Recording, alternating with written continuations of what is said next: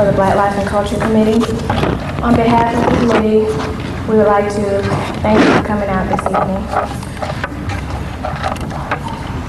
Dr. Ben is a leading African scholar, historian, and cultural anthropologist.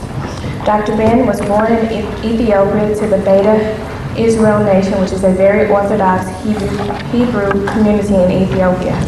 He is fluent in Spanish, Portuguese, Hebrew, Swahili, Italian, Gizi, and English, and has impressive academic credentials.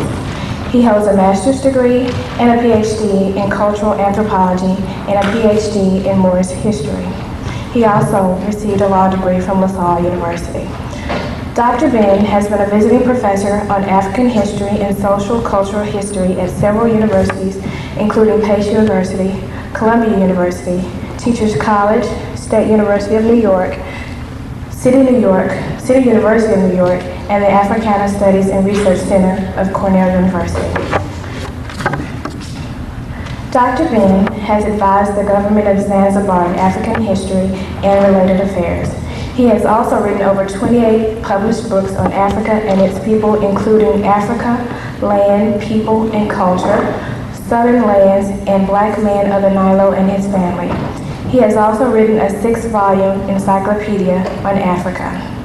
Dr. Ben, in his capacity as an Egyptologist, is also involved in taking African peoples on tours to the Nile nations of Ethiopia, Sudan, and Egypt. Ladies and gentlemen, Dr. Ben.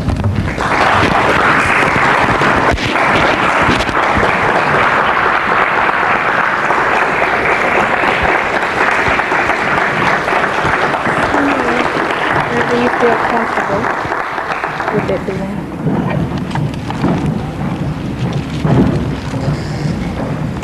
Good evening. I hope you would understand my accent, and if you do not, then you can always raise your hand and I will try to make the correction. But before, let me give you a few more items in the background area so that you can make yourself much better off for the lecture. I like very much to give in my background that I am the father of 12 biological children. I have 7 daughters and 4 sons. I lost my oldest daughter last year. And I have also 8 more children, adopted children, and I have 47 grandchildren and 14 great-grandchildren. And in all departments, I'm waiting for more. I want to say that even though I had a religious upbringing among my people, I personally am not religious. I'm not Jewish, Christian, or Muslim.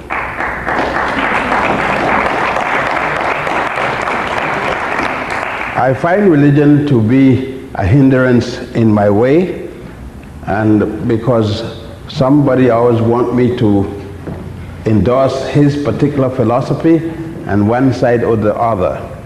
And this way I can be objective and not have to follow one item or the other.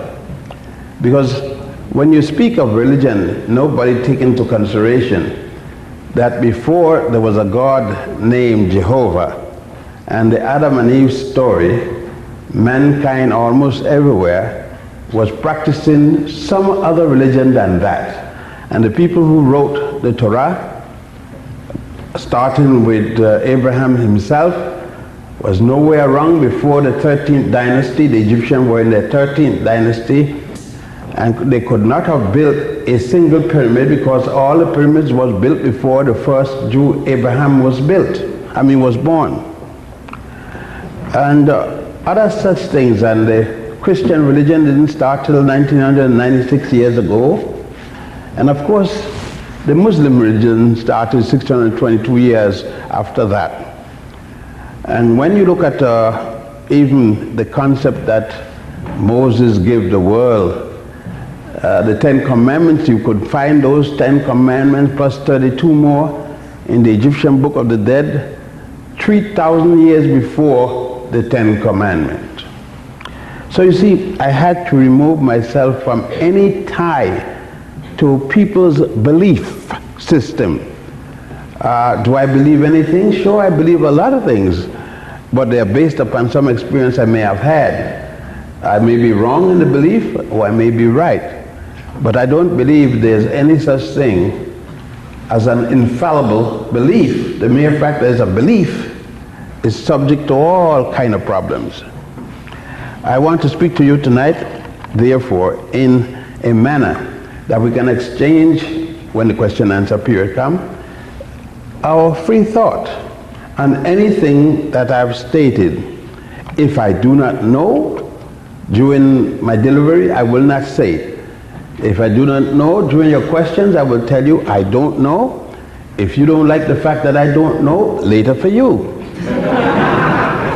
I will tell you that, and I probably would suggest that someone else who may know in this particular area. I'm thankful for your having invited me, because too many people don't invite me, at least after the first time. And I understood this is the second time that I've come to you, so you've got courage. All right, now we shall start. I'll present to you my lecture about African people, particularly in honor of the man who started this event when what was only 1 week out in the shortest month in the year, Dr. Carter G. Woodson. I recall when he was fired for attempting to put a course in what was supposed to be a colored school, otherwise called Howard University. Mordecai Johnson was then the president, and Mordecai Johnson fired Dr. Woodson, and of course the black world protested, and then he was rehired. It's sad to find that 10 years ago, or a little better than that, Harvard was bragging it was the only school in the United States had a course on African history that everyone had to take entering the university. And they still got the one course that anyone have to take. So let me speak to you in this context. First of all, I wish you have a paper and pencil. To follow me, it is necessary to do some writing. Number one, where I'm going to speak about the African, I'm going to speak about there is no European in the world. I don't say that European isn't born, but there is none registered any place. Nobody know of them but they of themselves. In other words, until I reach to 1,000 before the Common Era, as you may say 1,000 before Christ, I don't use that reference, I use before the Common Era, which will mean the same thing. There wasn't a Greece yet, and there wasn't a Rome yet. Homer will be the first person who wrote anything that would give us any reference to what we could call Rome. That would be Homer's writing in about 833. And even Homer is speaking in the Odyssey about the gods of Greece. And he said what? The gods of Greece came from Ethiopia. Zeus, Apollo, and others. And that is Homer himself. You can, I'm sure you have that reference to that book in this library. I'm sure you, in this university, you must have hundreds of them. But I refer you back again to the Egyptian library, the Ethiopian library, and the Sudanese library, and remind you that there are African writings, a number of them.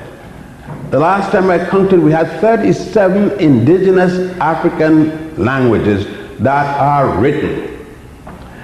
So when you hear that the Africans never write and you making excuses, we didn't write, so please let me tell you, you're going to write in my class. and you're not going to tell me a darn thing. I demand writing. And you could write, you did write, and you must write. So let us start. I am starting my lecture 10,000 before the Common Era.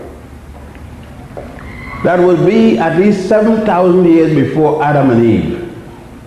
Can you imagine I'm talking about African history before Adam and Eve? Because they didn't exist. I am going to speak about the stellar system. When we had the stellar calendar, the Africans were exacting every bit of their performance based upon the worship of the stars. We acted on them. They were the center of our universe. There are many archaeological studies and many archaeological sites that we have from the stellar system. However, we're going to revise that to 4100 BC, or before the Common Era. And that is the one in which we're going to have sufficient information right now. We have information in the museum in Cairo, the museum in New York City, the museum in Berlin, in Austria, in Paris, in Le Sorbonne, and everything with numerous. As a matter of fact, there are more artifacts in these museums than there are in Cairo. If we should remove these artifacts from European university, you would not be able to go to the museums any longer because there wouldn't be anything there for you to see. Because Europe didn't have any. And no one tried to tell us this. To the contrary, they tried to make us feel that we have to have an education to be anything. In 4100 BC, when the Egyptians, the Ethiopians, I'm using Western terms, Egyptians, Ethiopians, Nubians, and so forth, and I'm going back against the way we travel. By the way, I listed it intentionally for you to feel comfortable. But Egypt is the last nation of Africa along the Nile. There are two bodies of the Nile flowing from south to north, not north to south, coming from Central East Africa, centered in Uganda, out of the Empire of Penwet, P-E-M-W-E-T. You have heard that called punt in the Hebrew mess about some guy named Noah. The world go to an end. God become unable to handle people, and he had to kill them off and save one family. And he built a boat, and he put two of everything in it. You know that I'm lying, because if he put two these dinosaurs, tails, not the whole dinosaur, just the tail of a female and the tail of a male, the darn boat sinks. So we could ignore that story, but you can't if you've been caught in it. If you've been told that all the time and you believe it, then you believe anything. Like you believe Atlantis exists. You write about it constantly. How could you write of a thing you don't know where it is? All right, let's go on. But it's in 4100 at the worship of the sun that we're going to use the solar calendar. And that calendar basically is still today. It is in 4100, if you're using the African figures, the works of Manetho, that ancient Egypt started subsequent to Tanahisi, Tasseti, Aksum. I don't know if you know those names. Let me call them the way you know them. Sudan, Ethiopia, and a part of Sudan you call Meroe. And of course Egypt was then called Tammeri. Not, I repeat, the name of the earth. The ancient Egyptian priests called their land Tamari. They didn't call it the black dirt. Nobody called their land black dirt or call themselves black dirt. But go ahead and call it whatever you want. In that basis, it was then that the same people in Africa, if you can tell me other than the Africans who were there, I would like you to tell me now. I will stop for you to tell me who were in Africa when there were no one knew anybody about a European. There must have been Africans in Africa. At least when it was called Darkest Africa, we were still there and nobody else before their arrival. So I guess we were there. We worked and then we brought into, with revision from the stellar period or the pre-dynastic period, we made many changes and we brought forth a major work. The Book of Coming Forth by Day and by Night. It is called by Budge, the Englishman Sir Ernest E. Wallace Budge, called it the Egyptian Book of the Dead. In that section, in the race section, there's a part there he called the Osirian drama. It should be the drama of Asaru, but we'll accept it as written. It is in there that you will find the negative confession. This book had been revised a number of times before it was placed there in what Budge called the Book of the Dead. Amongst the Book of the Dead, there is the Book of Ra, the Book of Knowing the Gates, and many other books that made the moral principle upon which the people of the Nile live. Not Egypt. There was no barrier as the one that was set for Africa and elsewhere by the Berlin Conference of 1874 or 76. That type of boundaries did not exist in ancient Africa or anywhere else. People lived according to where their cattle fed or where the donkey went, and that was called by a name. I lived there in Egypt. It didn't mean a circumscribed area of land with police and all kind of marines and this at a different side of it. So I just wanted to be clear that you have in mind that I'm not speaking about the African countries that were designated as such at the Berlin Conference and subsequently the Brussels Conference in 1708. From then on, the people set up in ancient Egypt, I use the word that you know, set up 40 different principalities within the state. They were called nomes, N-O-M-E-S. A nome would be equivalent to a state. The state of Georgia, the state of Tennessee, the state and so forth. Egypt had 40 nomes. She would have 40 nomes from the first dynasty until the third dynasty. After the third dynasty, she would accumulate 2 more nomes. And she would have 42 nomes. Everything in Egypt was based upon these 42 nomes. Not only that, in each nome, there would be a trinity. I hope you understand that. A trinity. Each state, each nome will have a trinity. A father, a son, and a child. Sometimes, however, a nome only had 3 men, or as the case may be. These people were not necessarily gods or goddesses. It varied depending upon the nome. They built the homes they live in wood up to the third dynasty.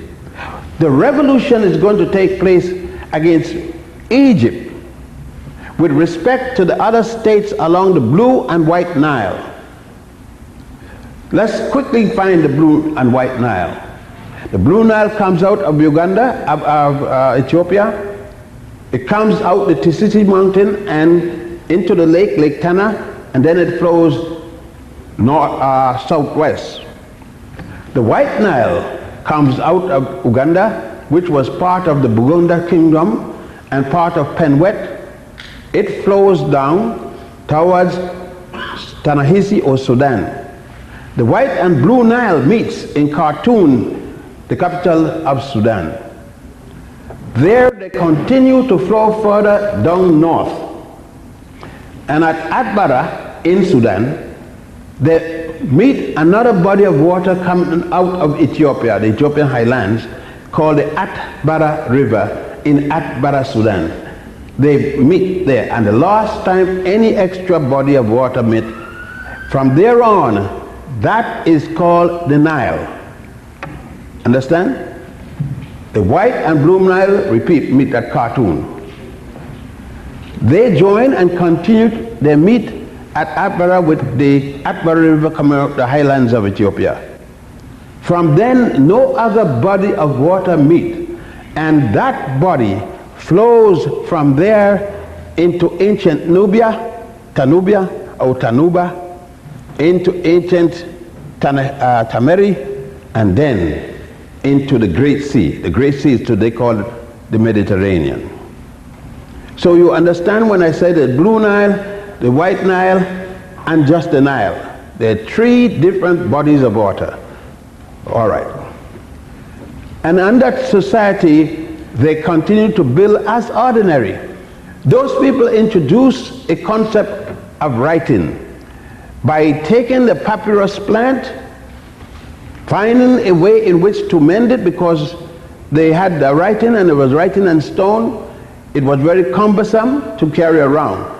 But they developed a paper, papyrus, which they took the stem of the papyrus, they split it down the length, squeeze it and roll stone around it, put it in, like you would see the Scots people, they wake their clothes in a cross pattern. Squeeze it out and left it for days, come back, and when they take this pressure off, it is ready to write and you cannot lose it again. Don't care how much pressure upon it, you cannot lose it. And that was the writing equipment in which they used to communicate with each other. And this goes back, as I said, more than 4100 BC. That's how far back. I used Egypt because Egypt has more artifacts than the other states along the Nile.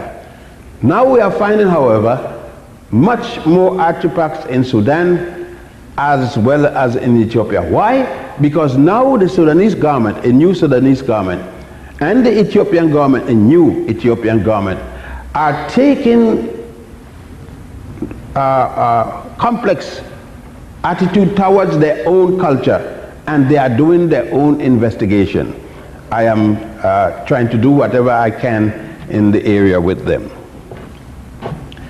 So we can go from here. Something happened in the third dynasty. There is no other way to come but bringing this up in a slow manner. A man came along on the scene, and this man is going to make this area of the world lead the entire world. A man by the name of Imhotep. You call him Imhotep. Imhotep, with the observation of a building piece of material called a stone, is going to change the entire world. The world at that time, the world subsequent, and the world today is going to change by the action of Imhotep. He's going to change what the ancient pharaohs were put to rest in. They were put to rest in a wood building called a mastaba today. He decided that his pharaoh should not go away in a mastaba, that he needed something better than that, and he then took stone to copy the mastaba. Mastaba really is an Arabic word meaning a bench. And the reason it's called a bench is because so much more of the building is in the ground, and only about 3 to 4 feet is out on the top of the ground. So you can sit on the mastaba and your foot is on the ground, so they call it a bench. but it has nothing to do with a bench. It's just a statement. He then built a mastaba of stone. He didn't like it. It looked too ordinary. He put on another story. Didn't like it, and he kept on until he had 7 different smaller ones, like a cake, like a wedding cake. These 7 buildings, such 7 stone plaques, became the first stone building in the world. I want to remind you, there is no Abraham yet. Not a single Jew is in the world. Not a single Christian.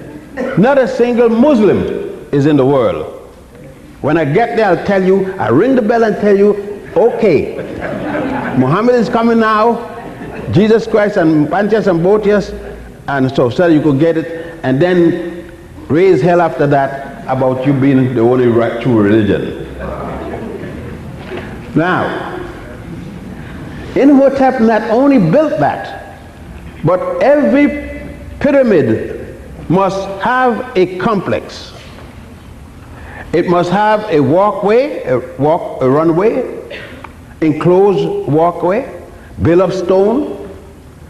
It must have, along touching the pyramid itself, it must have a funerary temple.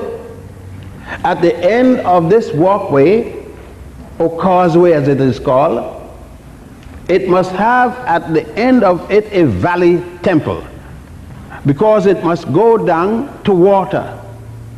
It must go down to the Nile or canal coming off the Nile. Since there was only one major waterway coming in Egypt in the past, and it still is now, except 2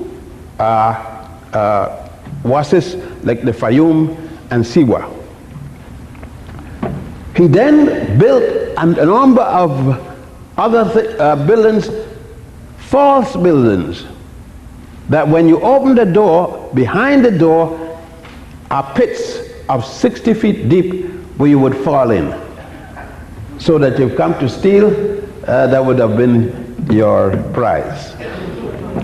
And there's a series of other things done by Imhotep with respect to that building. He built a complex for a school system. Way later, it is going to hear this called mystery system. None of the Africans call any of their education system a mystery system. A mystery system was introduced by the Greeks and the Romans when they arrived. It was mysterious to them, not to the Africans who were doing it. Imhotep was known as the world's first multi-genius. He was the Grand Vizier, he was Prime Minister, the priest, architect, builder, and so on, including a poet. He is the one that gives us the Caribbean song, "Eat, drink, and be merry, for tomorrow you die." Not may die, you die. Imhotep was such a man that way later, when the Greeks and Romans would come, they would call him God Asclepius, the god of medicine. When, much later, thousands of years later, when Hippocrates is to write the Hippocratic Oath, he would write down the name Asclepius as the god of medicine. We can now move fast, because I have set the base upon which the movement of this society took place. Egypt is going to leave all the rest of the African societies way behind, because when Egypt make the move into working in stone, when Egypt established a school system, the others did not follow the lead.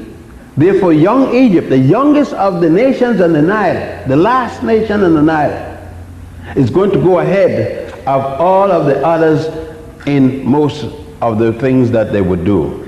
So basically, I would be dealing with Egypt, because why have to run here and there and everywhere? This is the zenith of the entire high culture. High culture is the word that we use instead of civilization. They're no uncivilized people.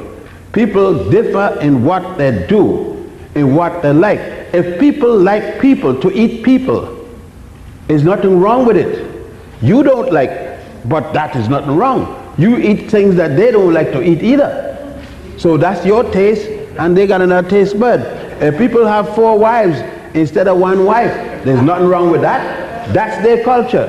I'm just trying to say, I'm trying to speak in the way that a so-called educator is supposed to speak, to deal with other people's culture as representative of other cultures, just to show the differences.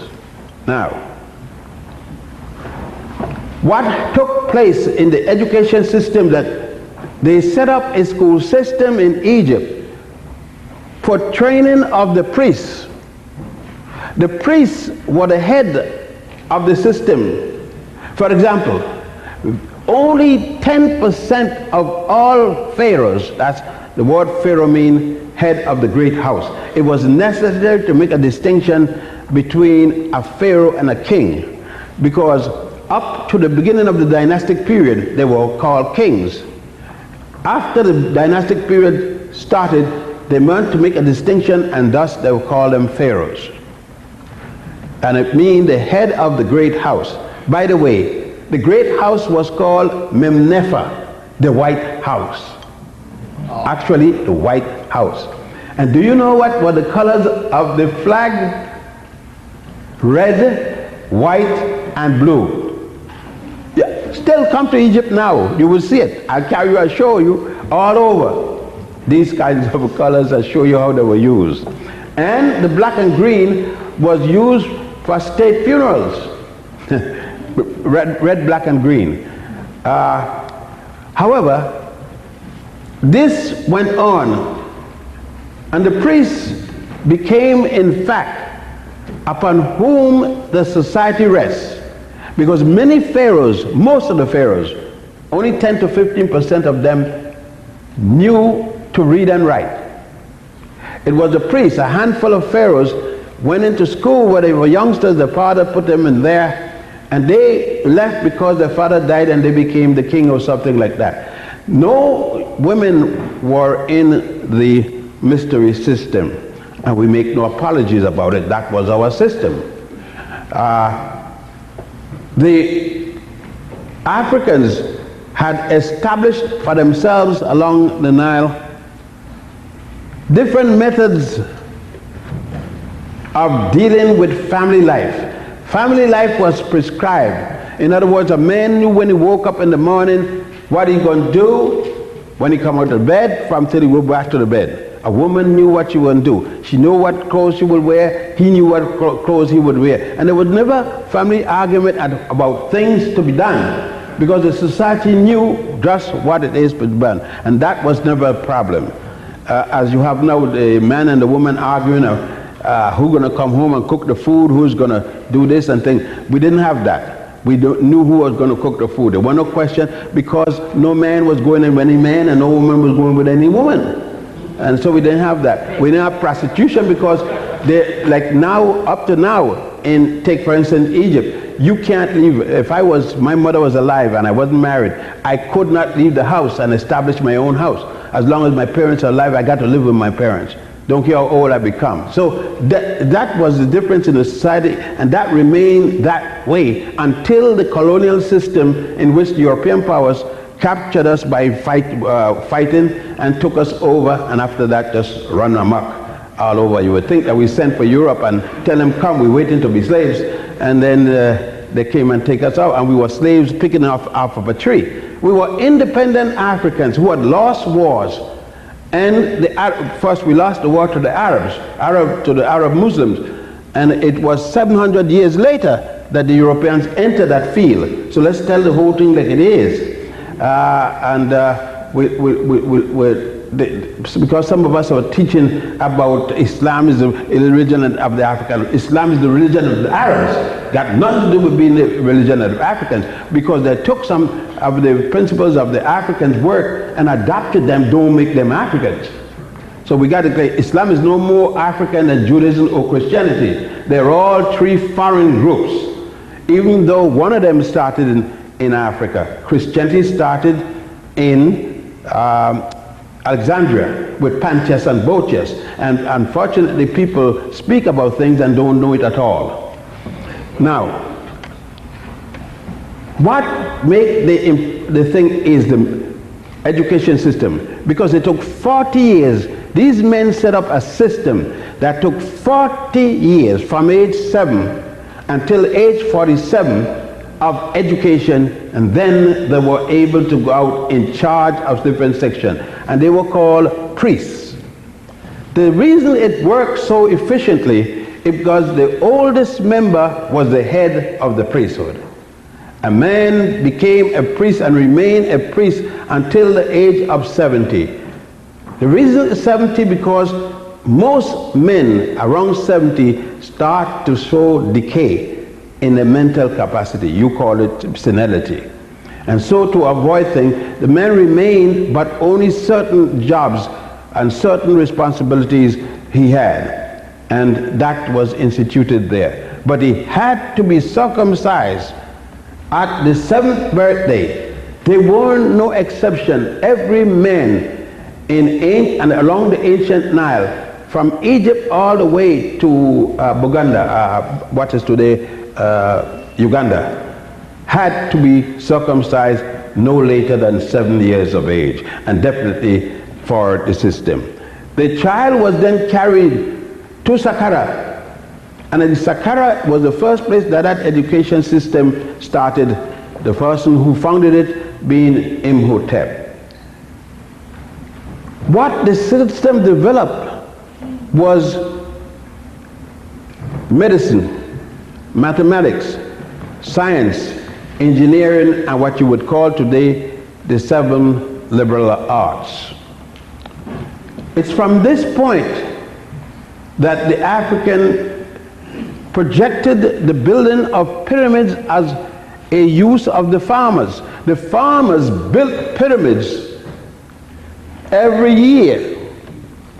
They worked on the pyramids because the 4 months of farming was all that he could farm. What happened when the flood came, the inundation period? He couldn't farm. So he went up on the highland. On the highland, the pyramids were built. The religious institutions were built. All of the major buildings of Egypt, and they even placed the tombs of the pharaohs on the highland. Nothing was built in the lowland because the flood would flood it, and they had flood as much as 7 feet high. When you put the measure down, up to today, we would have had the flood were it not for the New High Dam.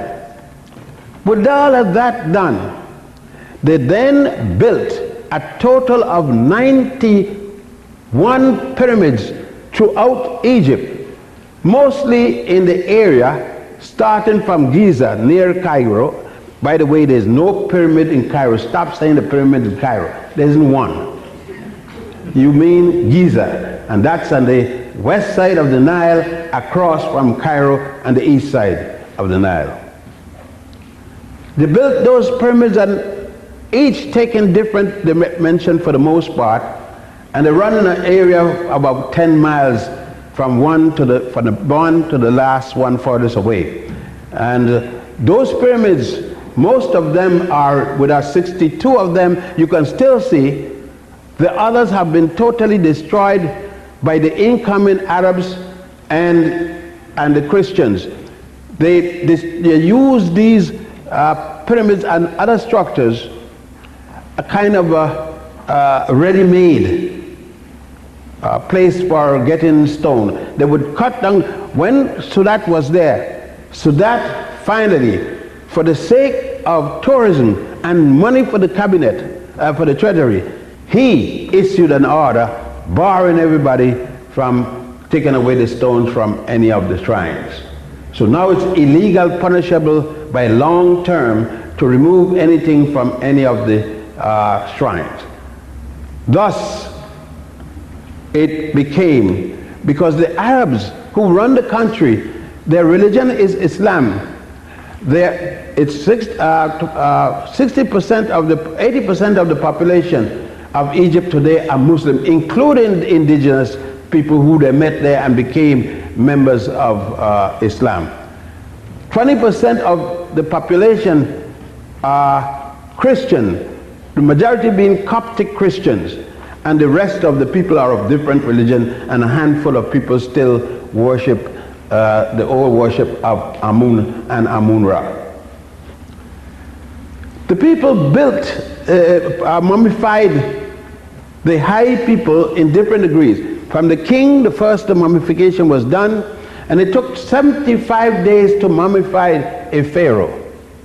When a pharaoh died, the first day he died, he is then washed, take a bath, he is given the oral opening of the mouth, and certain other rituals which I am not privy to tell you, that it goes through. And it takes 75 days. But let us take, for example, the pyramid of Khufu, which you call the Great Pyramid. That is the largest of all of them. By the way, there are 42 pyramids in Sudan. And they are still existing. They're prettier, but generally smaller. But the pharaoh is washed and he's prepared. But the pyramid of the Great Pyramid took 20 years to build.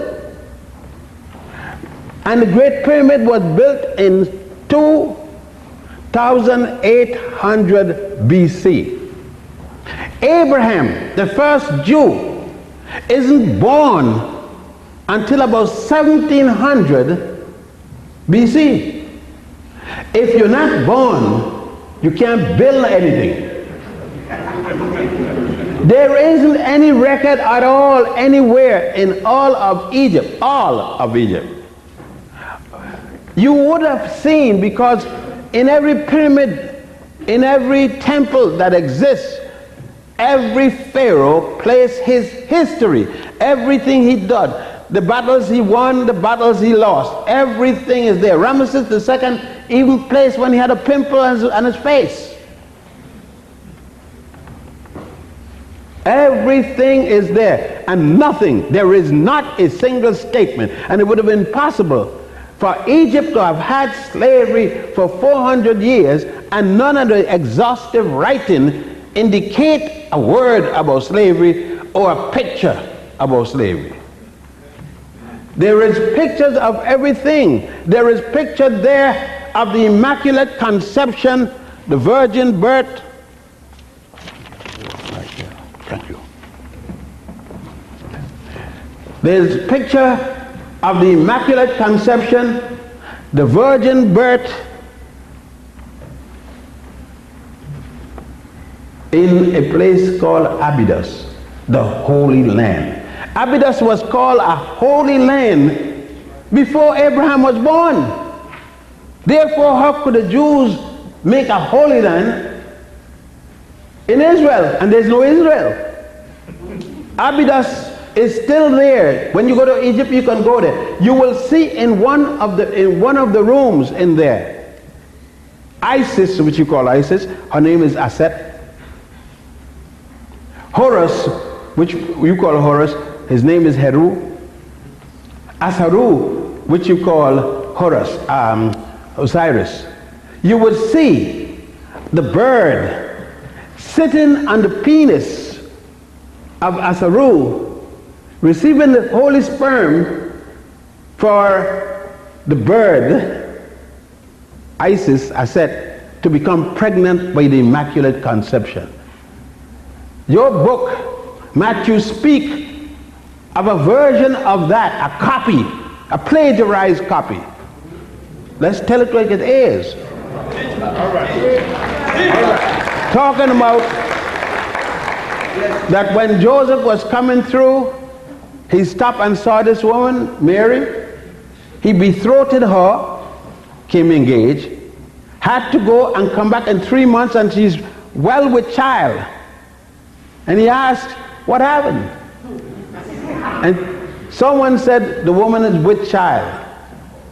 He said, thou art what? A whore. And he went home, and an angel of the Lord came by night and said, think not ill of the man, of the woman, for what she has in her is not of man, but of the Lord. But 4,000 years before that, the Lord had done it already.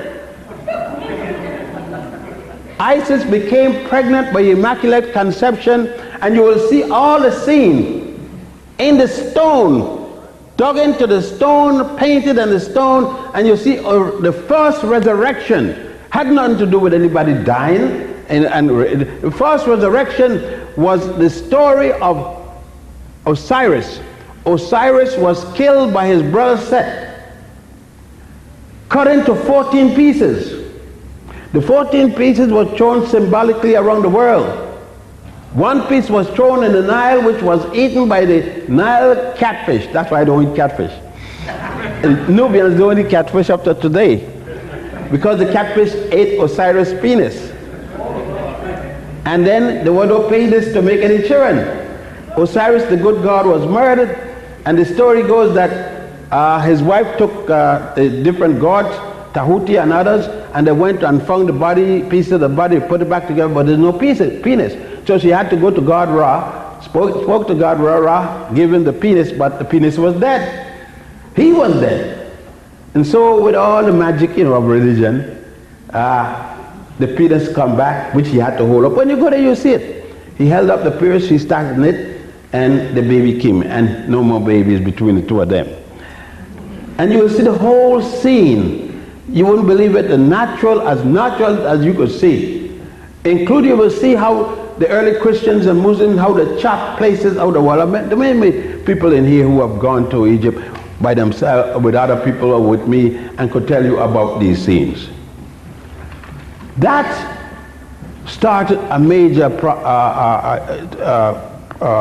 course in Egypt. Along with the young men, well, what was important that made Egypt important is that they went around the nation looking for young men to become priests. It was not the sons of the wealthy or anything, it was the sons of the people. If the priest saw this young man and he looked agile, he looked like he can do, he was conscripted, and of course the mother was going to complain because that was a great thing, and the son will become in 40 years. He stood there for 40 years, never going back in this system, and it was called a Grand Lodge. The first Grand Lodge was in Saqqara. The second Grand Lodge and last Grand Lodge was up in Waset. Waset name was changed. It was changed when the Greeks came in and finally eventually conquered the Egyptians, and they changed it to Thebes or Thebes. After they went out and the Arabs came, they changed it to the name now, Luxor, the city of windows. But what you've got is what got people in their problem today is the looks of the Egyptian today. If I came in here, you would expect me to expect that all of you would look like charcoal. But I know better, I'm not foolish. It's like the rumors people put out on me. They couldn't bribe me. I'm not bribable. I worked for the UN, and I turned on what was in 1940 and 50, I had 40,000 a year was a big salary. I turned that down because I didn't like the way they were treating my people.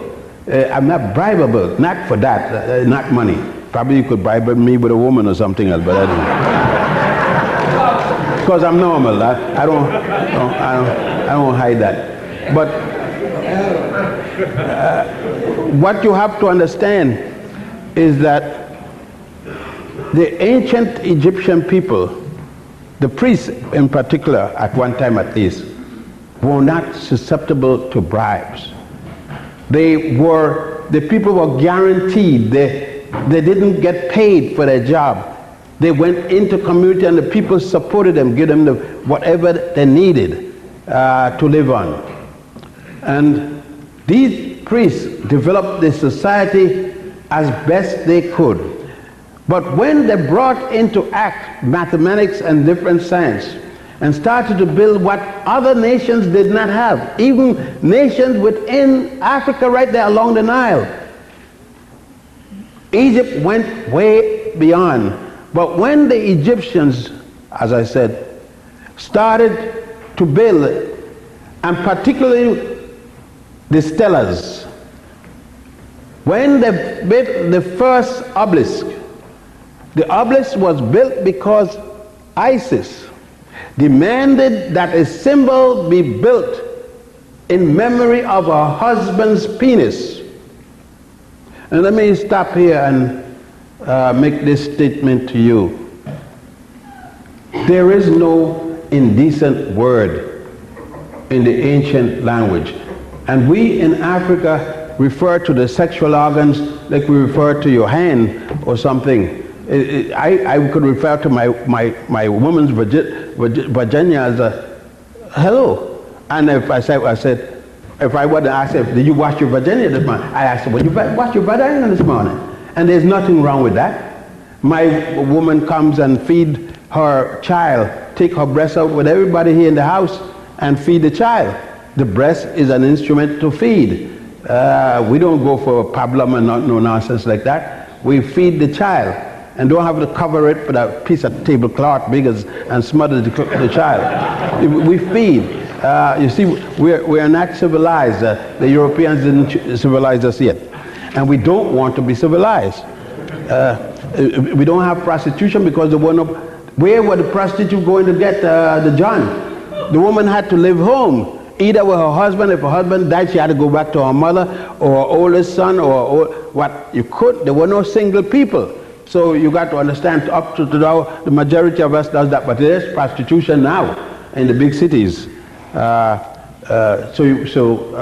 When they said prostitution is the oldest profession in the world, where? Not in Africa. It might have been anywhere else. You can take where else you want, but you got to prove it to me.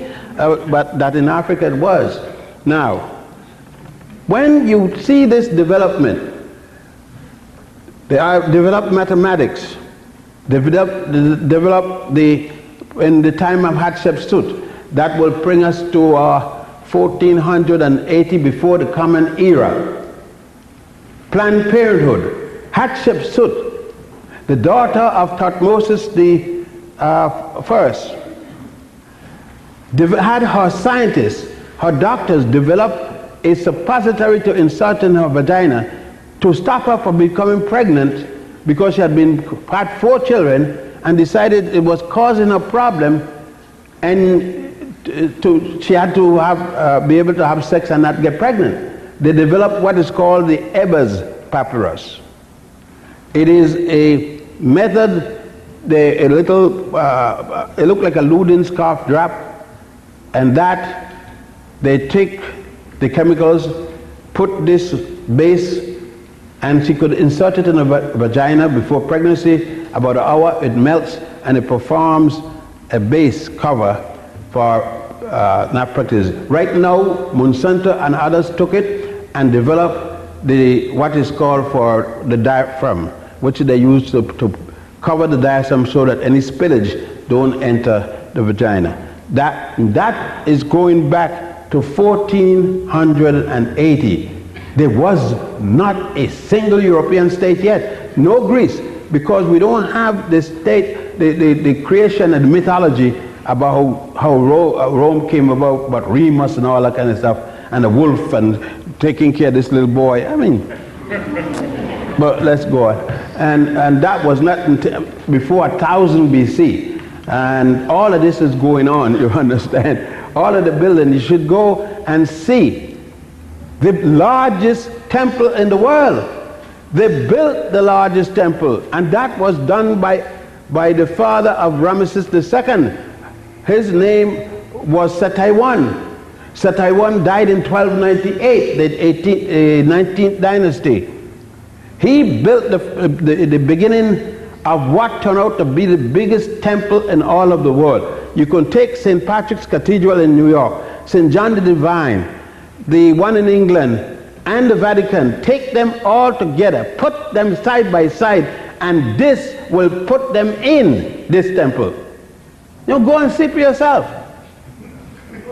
And then go back to Greece and go to Rome and see where they copy this. See where they copy the temple by Hatshepsut, the funerary temple by Hatshepsut at Deir el-Bahari. See where the Colosseum trying to make something like here at Karnak. That's the big temple I'm speaking about. All this done before they came into what is called civilization. And it must make a person like myself angry, and I am angry. I am not going to tell anybody that I take this lovingly and don't think about it. I am angry, pretty angry. But I don't take a gun to shoot nobody. Don't mean I wouldn't shoot somebody. But I haven't done it because I don't see the need for it. I can find my way out of the way. I have killed people before, and I killed them for the West. Don't forget, you know, I was born in Ethiopia, but I came to the West in 1926, 76 years old. I came to the West in 1926 with my father to work in Brazil when Selassie overthrew the Lezasu government and we couldn't go back. We went to my mother's home in Puerto Rico, from Brazil to Cuba to Puerto Rico. And there I grew up, so I know. And when the war came, Second World War, I was, Roosevelt sent me a letter like he sent all kind of people to come and fight for my country. I finally found I had a country. And I had to go fight for a country I had. And I don't have, because I said I don't want to be buried by the government. I want nobody to put no cloth over my tomb, my coffin if they didn't eat me and plane on far along over the sea. And think, I want nothing back. No bird, no nothing. Now, you understand that the rage in me is because none of this has been told to you. You haven't been told how they've developed the system with respect to what is called by the Greeks the what you come and you can't walk under a ladder, you can't do this. They tell you that a girl, if you got to believe if you're born in this month, you can't marry a man that's born in another month. It's got to be some other month. And you can't come out of your house unless you read this horoscope. That's pure nonsense. Marry any man you want that to you look good, to you works out, to you makes sense. And to hell with the horoscope. It's a racket. I know I get some people here mad. But then I'm not here to make you happy. I'm here to lecture to you. You feel the way you want. But it's a rat race. It's a piece of garbage. If it works, go out there and show me. It's strange that you tell me what to do, but you don't do it.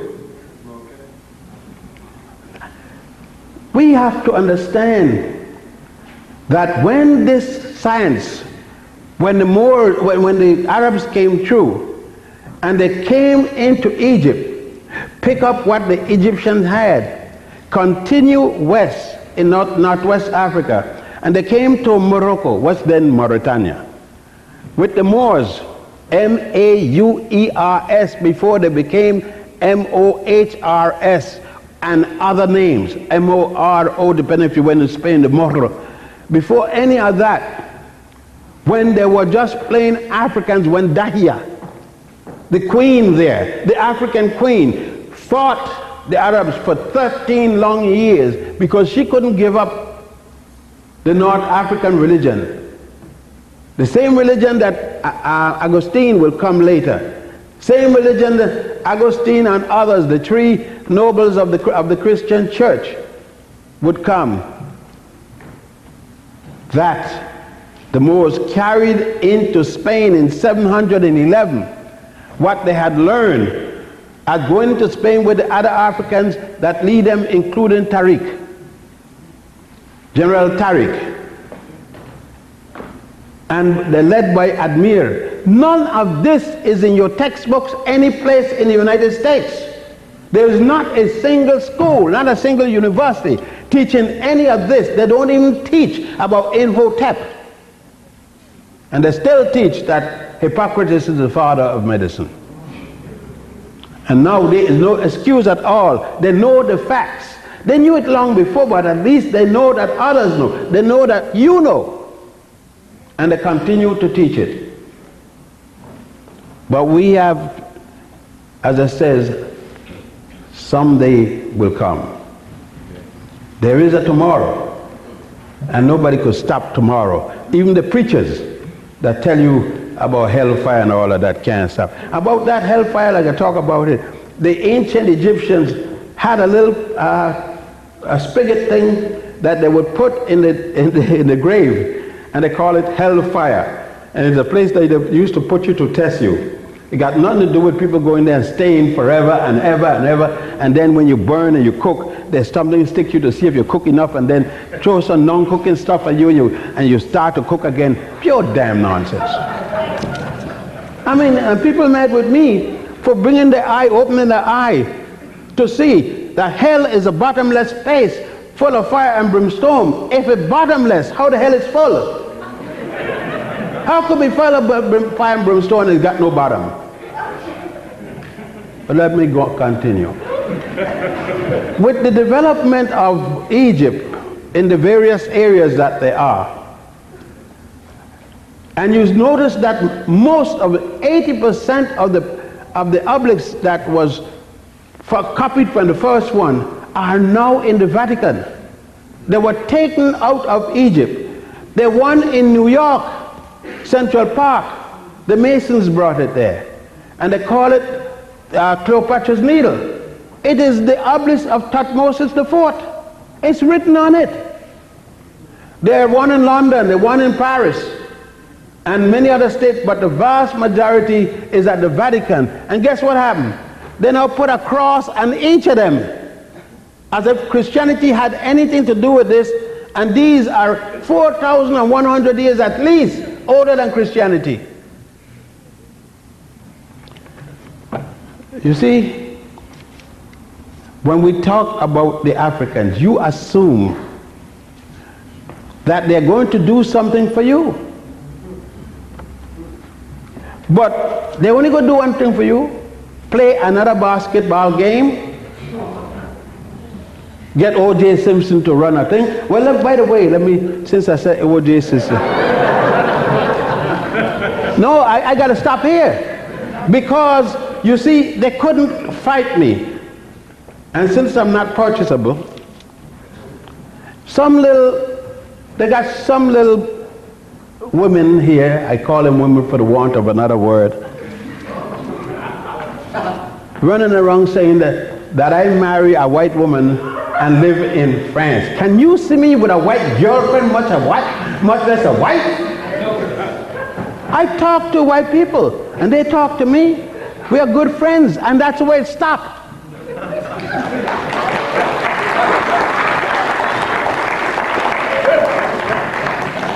No, I have nothing against white people at all. But our cultures are different. Our values are different. And it stopped there. I don't even want a piece. No, I take some corned beef hash instead. I mean, you all may have a desire, but I don't even have a desire. I live in Puerto Rico for years. I lived in Puerto Rico 17 years with my mother down there and my father when I had to go from Brazil to Puerto Rico to live when the overthrow of Selassie, which Selassie overthrew Lesashu.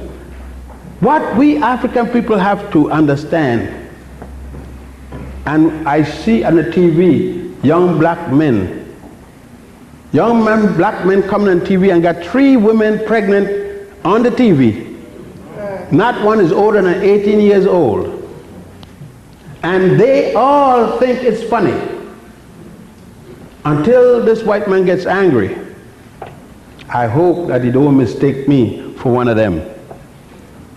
But we have to understand life is not a joke.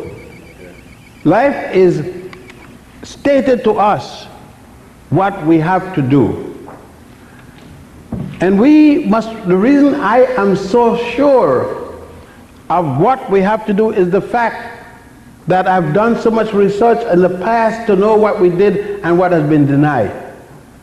We not only did what I just told you about, but we could come in more modern time.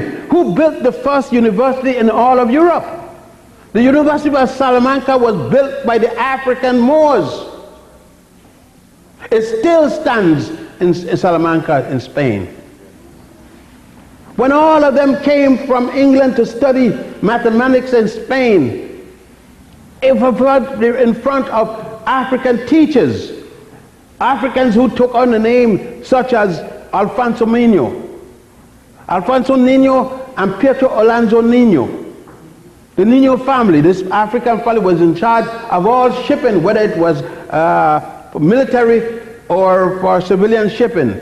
That was the man that carried Cristobal Colon, which you call Christopher Columbus. Carried him out. He was in charge. He was the admiral in charge of the ships.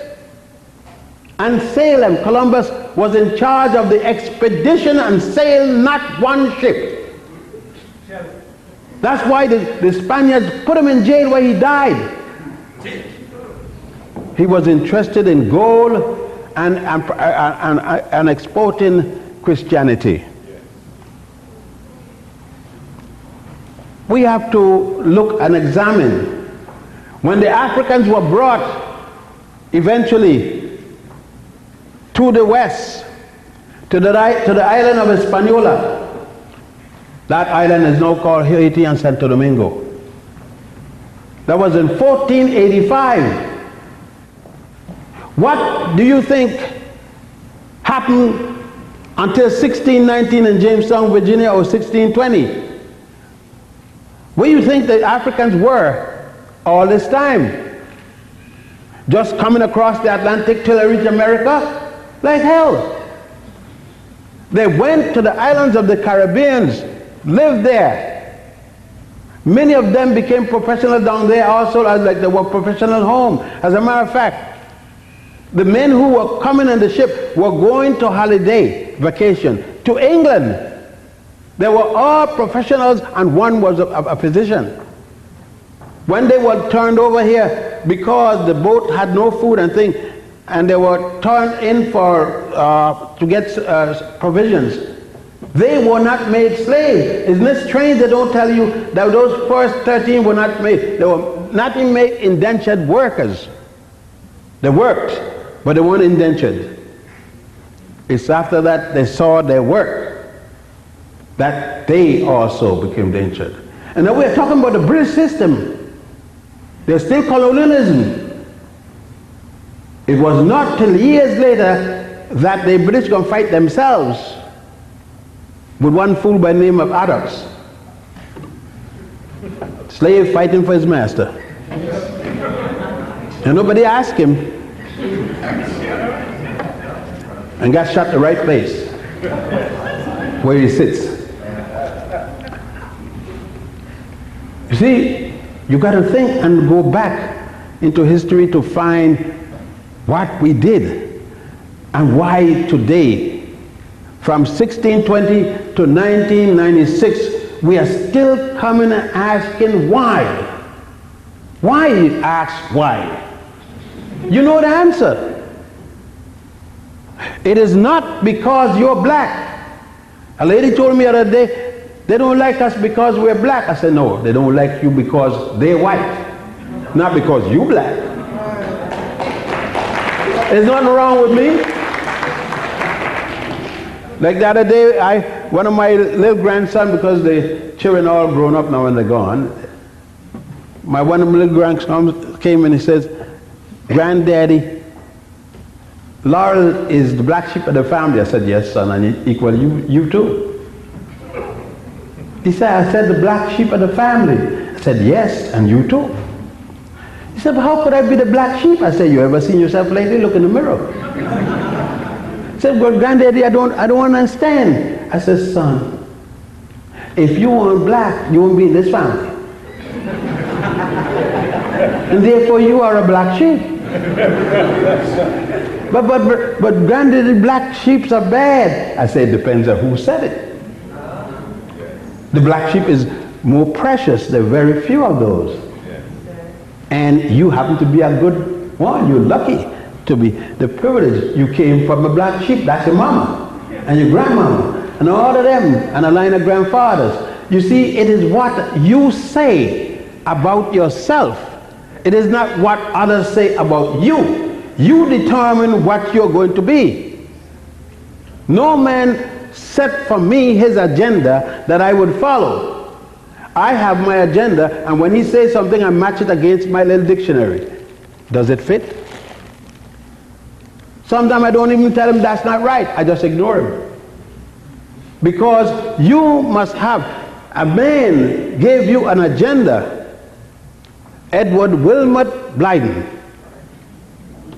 born in the Danish Caribbeans, the Virgin Islands, came here to go to college, but he couldn't enter because they didn't have any room for people of his profession. It had already been taken.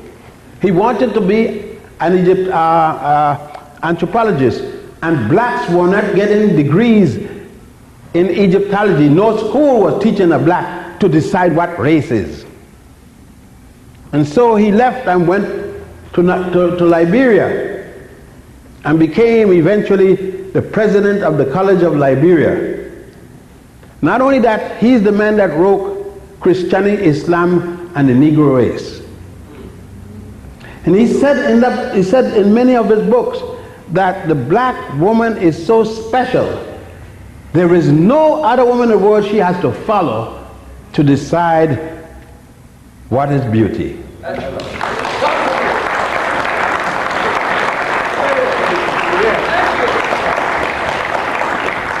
You may look at this and say, in the absence of this is racism. But I watch you perform in the 60s and so forth. You were fighting for integration. You are now integrated. I was looking at the heights of your integration the other day. A bus leaving the black community with all beautiful little black children going to the neighborhood, white neighborhood, to be integrated. And then I stood on the block waiting for a bus to bring white children going to the black neighborhood, and that bus never came. The bus up to now never come. What is wrong with you? Why do you have to be in a school with somebody else? I think the answer is in the quality of the textbooks. Yes, sir. Not in where it is. I went to school where there was 4 grades in one room. 4 grades and 1 teacher. And you know something? The teacher had no degree. Hello. And you should see all the degreed people, she and others like her, turn out. It wasn't that. It was without a degree, she had something that people with a degree don't have. She let me know she hadn't lost 1 student. And I wasn't going to be the first, because it was going to be my ass before her brain. And she made sure that I knew. And there was nothing. She told my parents when they come by, I gave them a little shake up today. You should have seen my behind. It wasn't shaked up. I couldn't sit down. And then my father would give me an extra tuna when he got home for being rude. But that's the kind of thing that we're talking about. When I speak and wrote, by the way, I correct that. It is 44 books that I've published, and got a lot more there to come out. But when I sit down and write about the African people and what they were doing in ancient times, excuse me, some up to the modern times, I had to write about Weigel. I wrote about Apio. I wrote about the Saint Maurice of Aragon. Maurice of Aragon became the patron saint of Germany. You hear? The patron saint of Germany. He's the biggest educator ever seen there. From Nigeria, I wrote of men like Augustine. Augustine from Numidia, North Africa. Today, Numidia is called Tunisia. Augustine, who went there, his mother and his father tried their very best to have him join the new religion. It was known as the new religion until 212. Christianity wasn't called Christianity because nobody had any Christ. There was nobody called Christ. It's at 212 at the conference of no. It was the Antioch, the conference of Antioch, that they changed the leader to Jesus the Christ, Joshua Christos, the Greek name. Christ is not the name of a person. It's talking about a thing, it's a verb. The Christ, Jesus the Christ. You want me to make you Christ? Come here, bring me some asafoetida, and I will put a cross in your head, and you will be the Christ. You want me to anoint you? I will anoint you the God. Women used to do it all the time. The black woman that we take lightly. And I say lightly in some of our case, that some of us brutalize. I guess I'm 76 and I haven't hit a black woman yet. I got one for 45 years. I don't think it's that wife they're talking about. They must be talking about my cousin in Egypt. By the way, we marry cousin or our first cousin. Can't marry your aunt or your mother, your grandmother, but you can marry your first cousin. As a matter of fact, it's the preferred marriage. This is my fourth marriage. I buried the others. I got too sweet for them. They couldn't take it. They had to go on. But you have to understand, in seeing us, Gustavus Vassos, for example, Gustavus Vassos wrote 4 languages at the same time. He wrote about 10 books in which he wrote Portuguese, French, Latin, and so forth. When you turn one page, you got to turn 4 because it's 4 different languages. And he wrote those books. Never went to school any place. Not there. He had come from Ghana. And I could go on. Let's take about the Moors was so great that Shakespeare spent 10 works on the Moors. Shakespeare. And about, since I'm there, I don't forget because the Shakespeare talk about is one that you like, in that he comes from the same place that the King James Bible came from. And I know you can't do without that. Every dot, every T, every cross is the Word of God. And it's done by holy men of God. So Francis Bacon is a holy man of God. That guy went with more whores in London than anybody else. The 47 men who he picked out from Cambridge University, from Eton University, the different colleges in Scotland and England, to write using the book by Martin Luther. I don't mean Martin Luther King. Martin Luther, the one who was kicked out of the Roman Church by the Edict of Worms and started the Protestant religion. Over an argument between him and the Pope in Rome about money. Should they send 40% of what they collect to Rome or 60%? And when they said 60%, he said, like hell, I could preach like you could preach. And he left and started the church, the Protestant church, the Lutheran church, and then they started the Moravian church after that. But you know, you said these are the words of God. Where in the words of God? Using James? James had killed 3 women. Yes. And almost killed his mama in a big argument. If they didn't hold him, they'd kill her too. But no, none of this is used. And these are the principles upon which you stand. And you get scared when somebody speaks of it. You feel mad, and you're ready to hurt the person who lets you know. I'm not telling you believe me. I'm telling you go and get the documents. I'm telling you the name of the documents. And you go and get it. And where you could go and see the evidence. As I tell you anything major, I will tell you where you could go and say, because I've been there, I saw it myself. And I carry people umpteen years. From 1957 to now, every year, I take people to Sudan, to Ethiopia, Egypt, every year. Now I'm taking them like 3 trips a year. 1 in July, 2 in August, and 1 in December, January.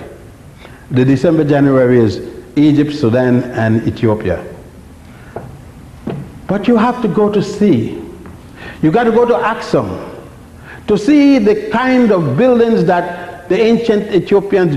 Got to go there and see the temple built by Makeda, how it's broken down, but you can see the greatness of it. You must see for yourself. It is not enough to hear people write about this and you don't see it. That with me or with me, it doesn't matter. With some who have gone with me and don't doing their own trips. You go to see. It is better than to take the same amount of money, go in the Caribbean and just get drunk. You got nothing to do when you come back, get drunk, to take care of yourself and pay the doctor's bill. But when you go there, there's one thing what you see you will never forget. You will enjoy everything about it. And don't let anybody tell you, don't go over there, they're killing people. Damn, they're killing more people in Harlem. I don't know much about how the killing is down here, but I know it don't escape you. Because I see too much of you going out at night. Church are closing their door at night. The work of the Lord don't save the minister no more. He ain't going out to meet that 9mm. With all he tell you about the Bible, the Lord would save. That's one thing Jesus don't do, is save you from a 9mm.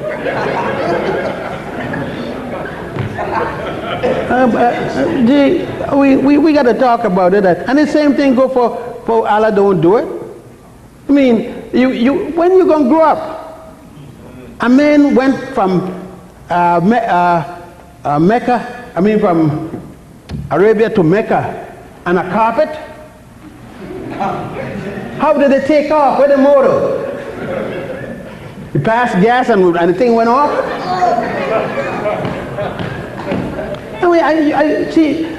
I have to be rational. And I ask myself the possibility of these things happening. I have to know it happened, not because somebody say it happened.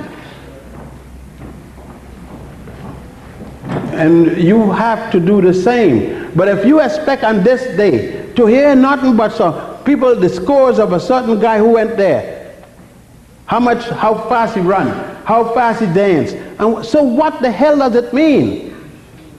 Go see it, forget it. I hope you don't lose no money on it. You have to take for yourself and ask, why are these things happening to us? They're happening to us because the problem in most of these cases is money. And you say that money is bad. It's evil. What money? Money doesn't even make itself. Somebody make money.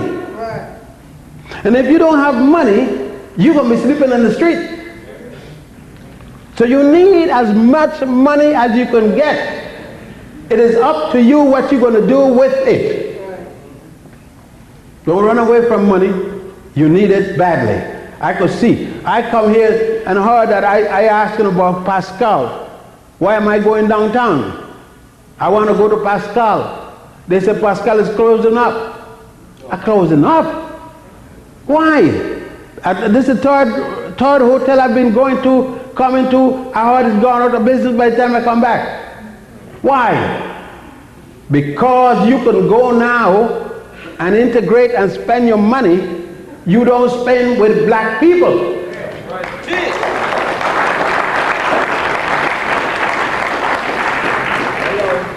You have got to learn that all people, all you see happening here, when you put a restaurant and put somebody and they find out that this is black in that particular area, unless they're going hunting some woman flesh in the night, you don't get your business last. But you break your neck to go into somebody else's business and to protest. Why you got to protest? There's no need to protest in the Korean or this, just don't go.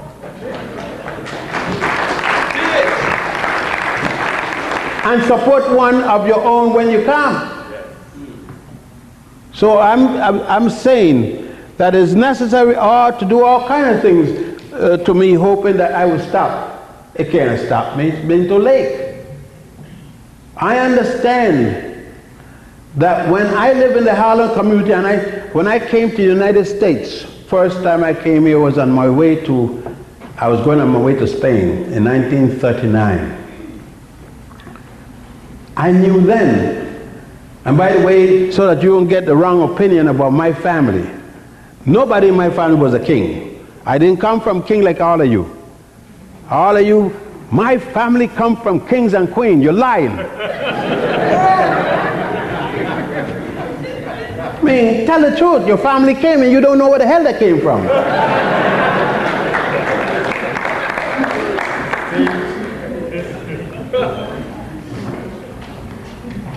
And like I was saying,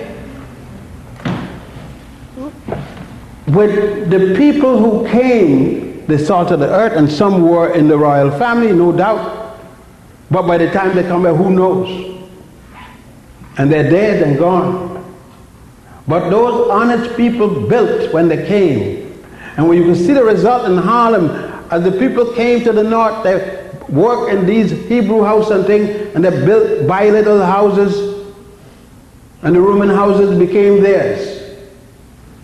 And they became financially able to send their children to law school, medical school, and all these different things. And although their children had to work in Pennsylvania Railroad with doctors in their pocket and all kinds of things, they persevere.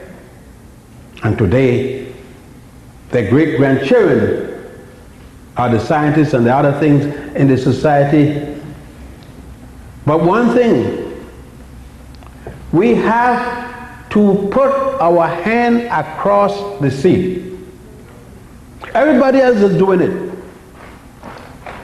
When the Irish come here and becomes a president, Kennedy went back to Ireland. Nixon went back to Ireland and Germany.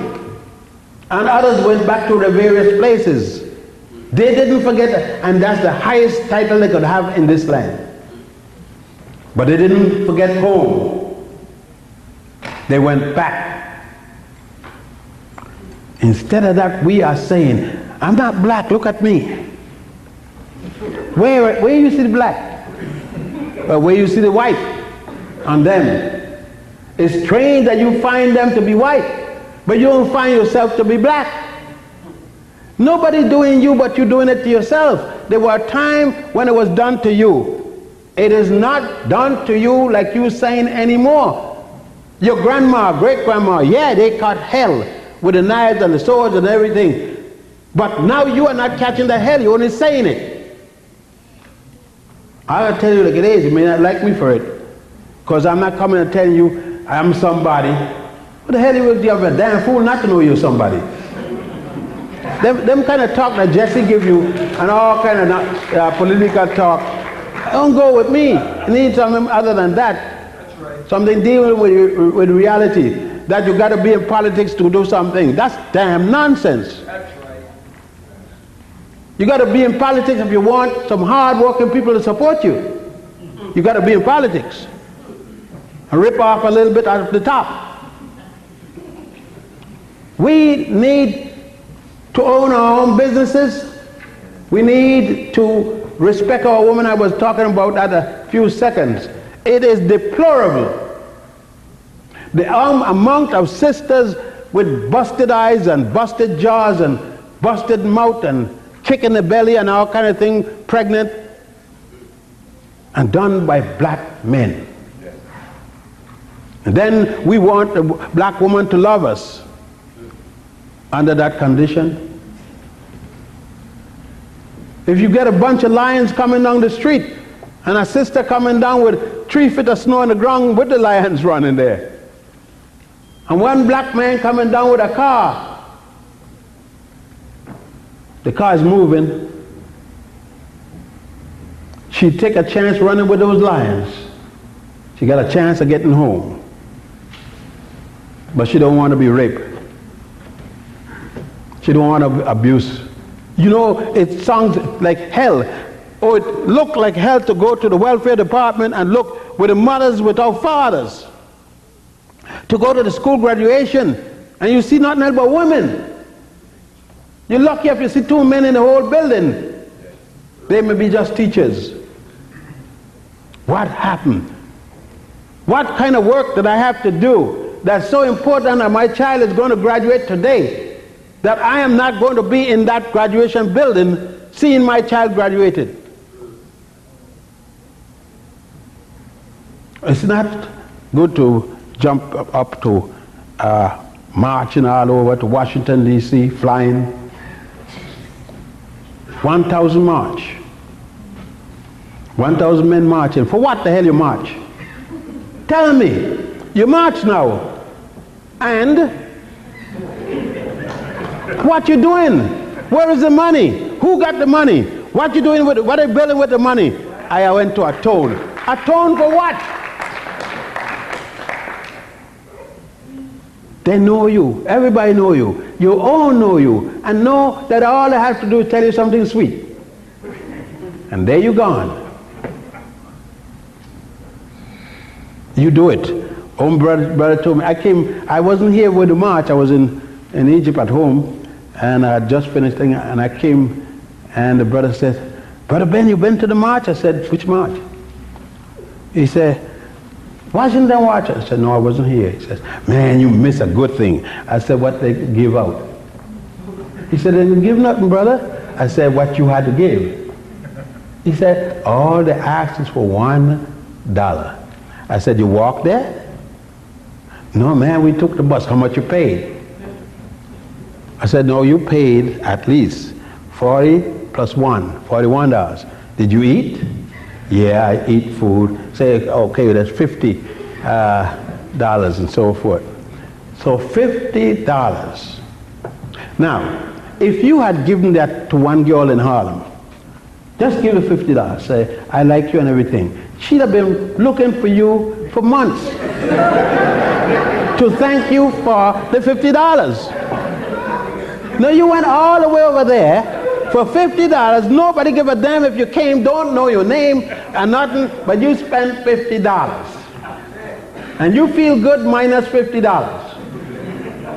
What is it did for you? You have no accounting of who took the money, what they're going to do with it, but you feel good. I didn't say nothing bad with it yet. I just said what happened.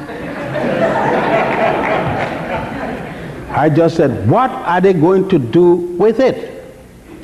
Why didn't you find out from them? What is the plan? Do we plan to build a building, open a supermarket? What? Nothing. We didn't ask. Don't even know the address or the telephone number. No, I just got to ask us, what are we doing to ourselves? And if I ask the question, then somebody says, you ain't fair, you this, you that. But I'm asking some reasonable question because I want to know what happened to my money. You see, I had 20 children to send to school. A man told me, man, it's hard to raise children. I raised 20 children. I got one messed up. My oldest son, he's a drug addict, but he got a master's degree with the drugs. At least if he come good, he could do something. Sometime he did something. I was trying to beat somebody out or something. But that is what I am talking about in this lecture. And I'm going to start winding down. I know I'm being a little exasperating for your question and answer period. But tonight I took the course I took to show some basic understanding. But I needed to deal with those things because to me, the things that have us mostly down on the ground and we can't get up are those things I dealt with. And the worst one is our attitude towards religion. We will give up, take the Lord, but give me Jesus. Put your big pocketbook with every dime you own. Right down on the table, close your eye. Lord Jesus, I ain't want nothing but Jesus. Turn around and your pocketbook gone. And then you start to raise hell. Police! Police! What the hell you need the police for? You got Jesus.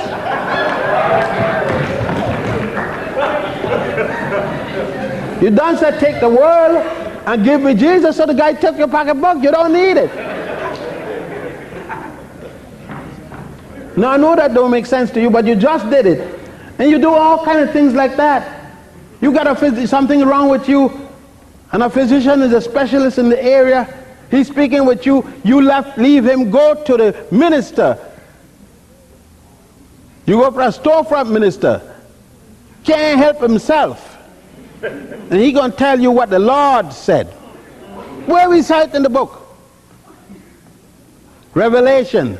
Revelation was written by Athanasius at the Nicene Conference because they couldn't find it. And he said, I know, I remember every word. The man said, how are you going to remember? He said, I remember what he went, sat down 2 nights and rewrote Revelation.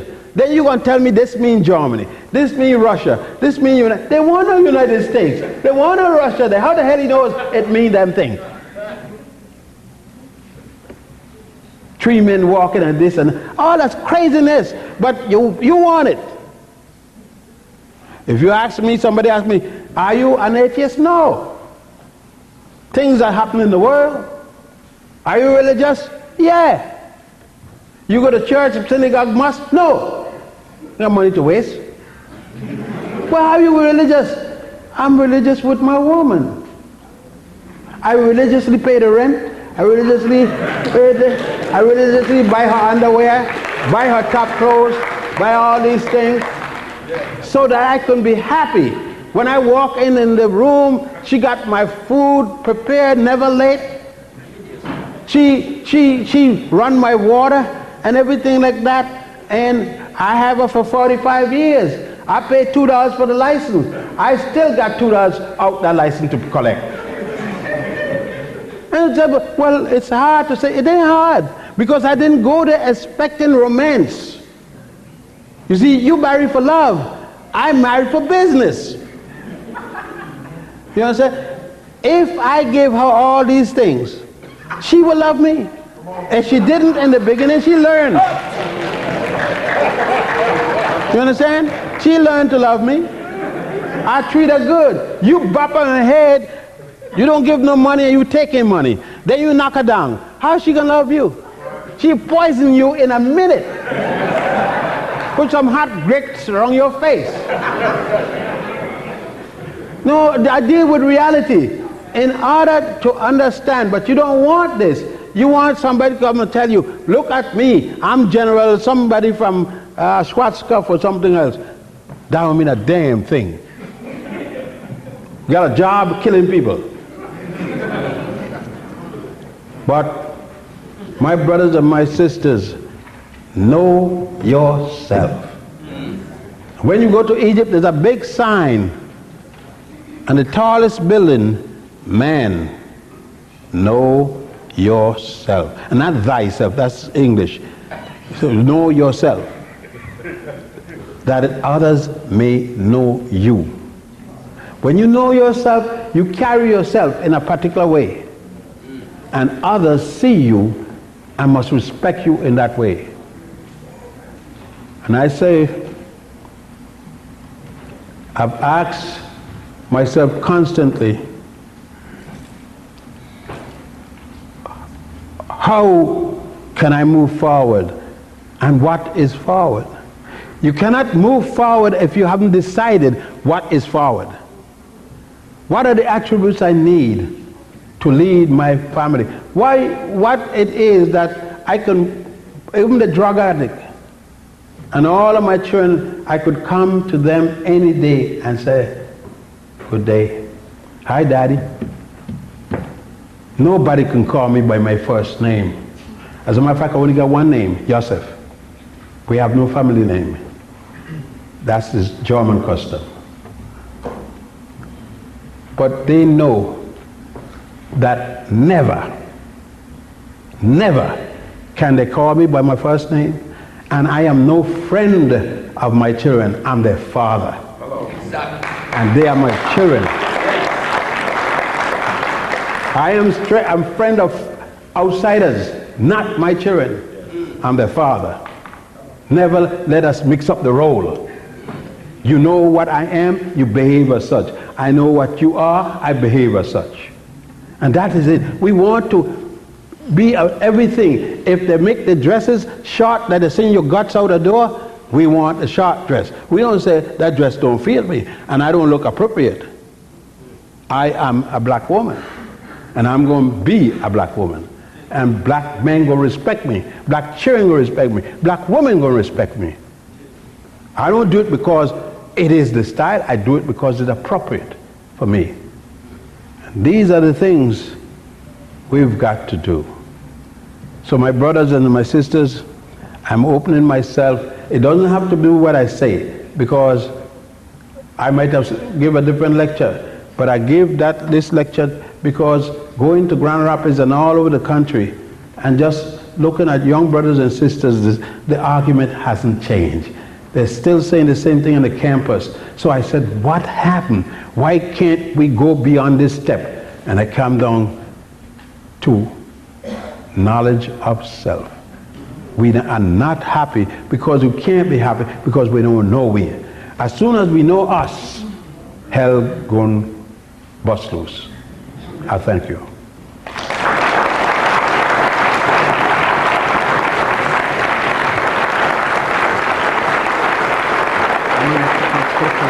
Yeah. 30 minutes.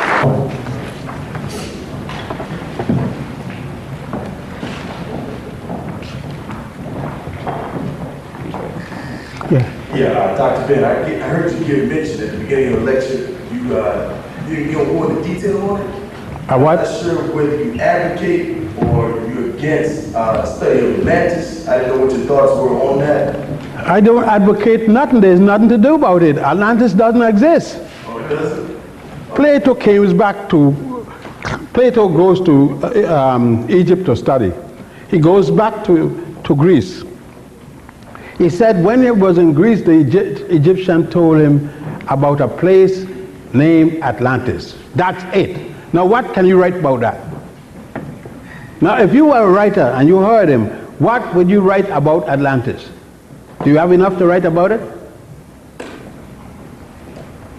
I asked you. I thought you were the man to answer that question. No, I asked you. You are a grown man, responsible, and that's all the information you got about a place named Atlantis. You don't know where it is, where the place is, when it started, when it sunk, when whatever happened to it. Now can you write about the people there, about the submarines and all this kind of nonsense? You can't write a damn thing because you don't know a damn thing. You don't know where it is up to now.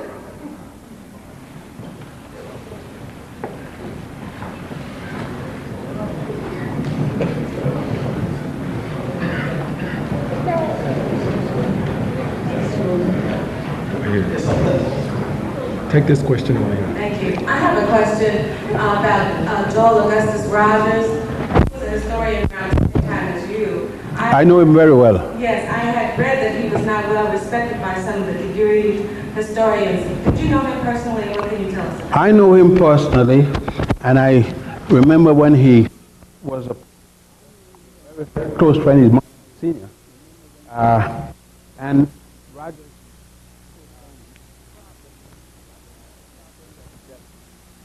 and one time we dealt with it.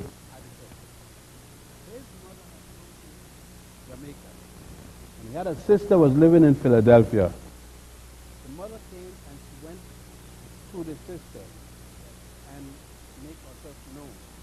The sister was married to a rich white man.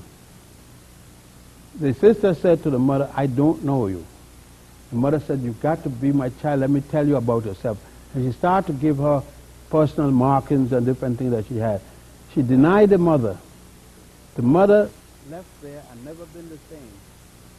And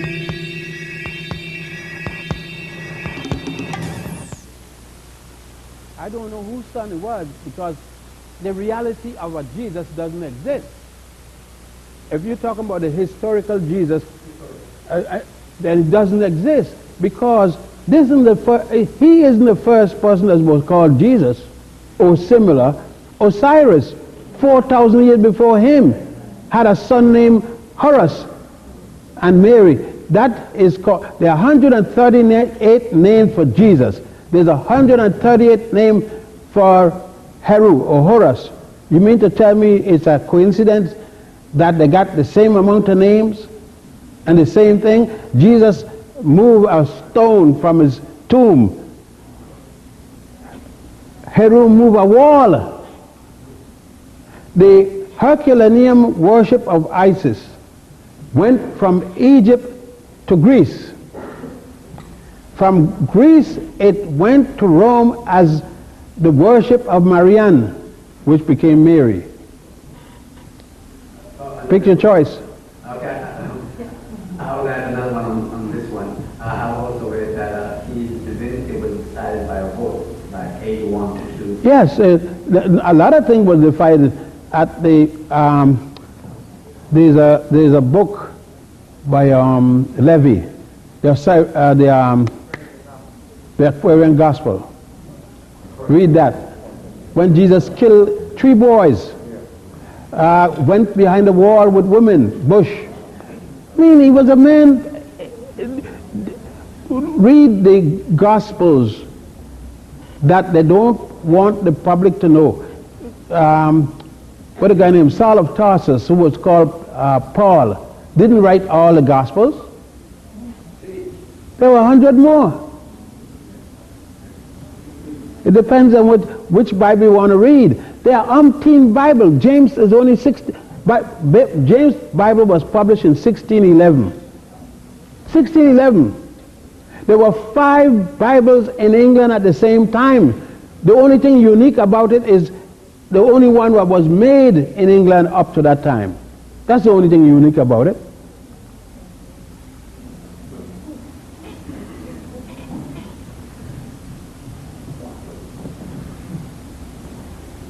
Greetings, Dr. Ben. Good, yes, sir. I'd like to thank you for your lecture today, for being a student on the craft.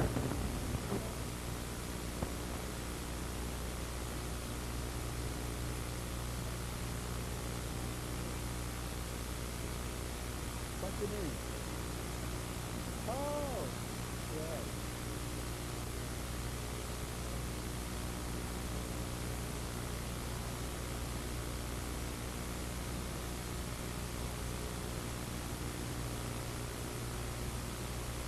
When I taught it to him, I taught it that since it is like what Garvey said, since it is that the European doesn't want us, and that you see that there are hundreds of Europeans coming here now.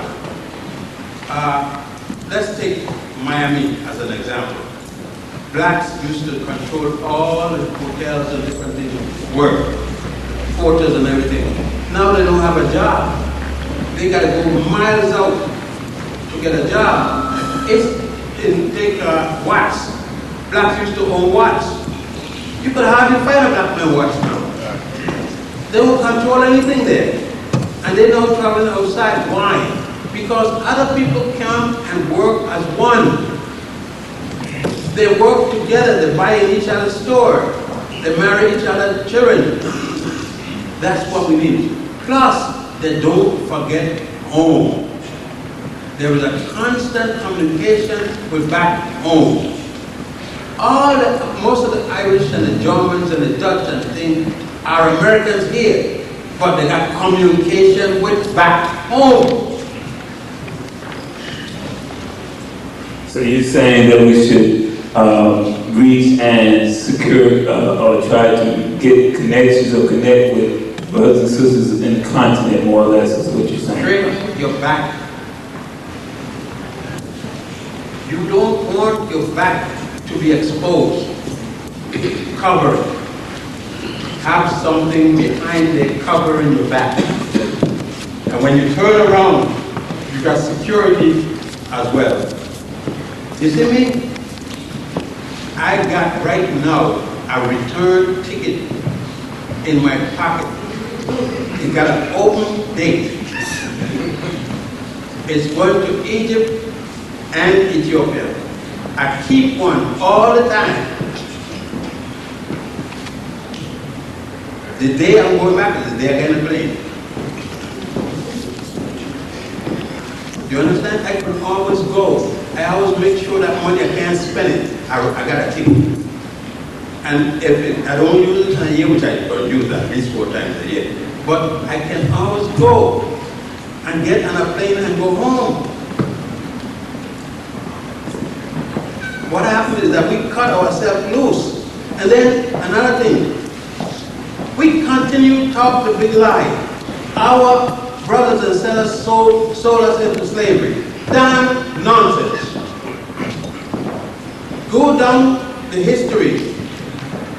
When did the Africans send a letter to the Europeans saying come in slavery? Or send a letter to the Arabs come in slavery? Africa was invaded by the Arabs first. 700 years later, the Arabs made it possible for the Europeans to come in and equally invade, equally take Africans. It was not until the 18th century that the funds of the army, having nowhere else to go, started to help others enslaving Africans. It was 400 years of enslavement before one African started to help in the enslavement of his brother and sister. And he couldn't do anything else. The whole place was slave. You ask the person, name you the state or the king that started or were involved in the slave trade before 1800. And he said, it got to be one. Can't tell you name, can't tell you.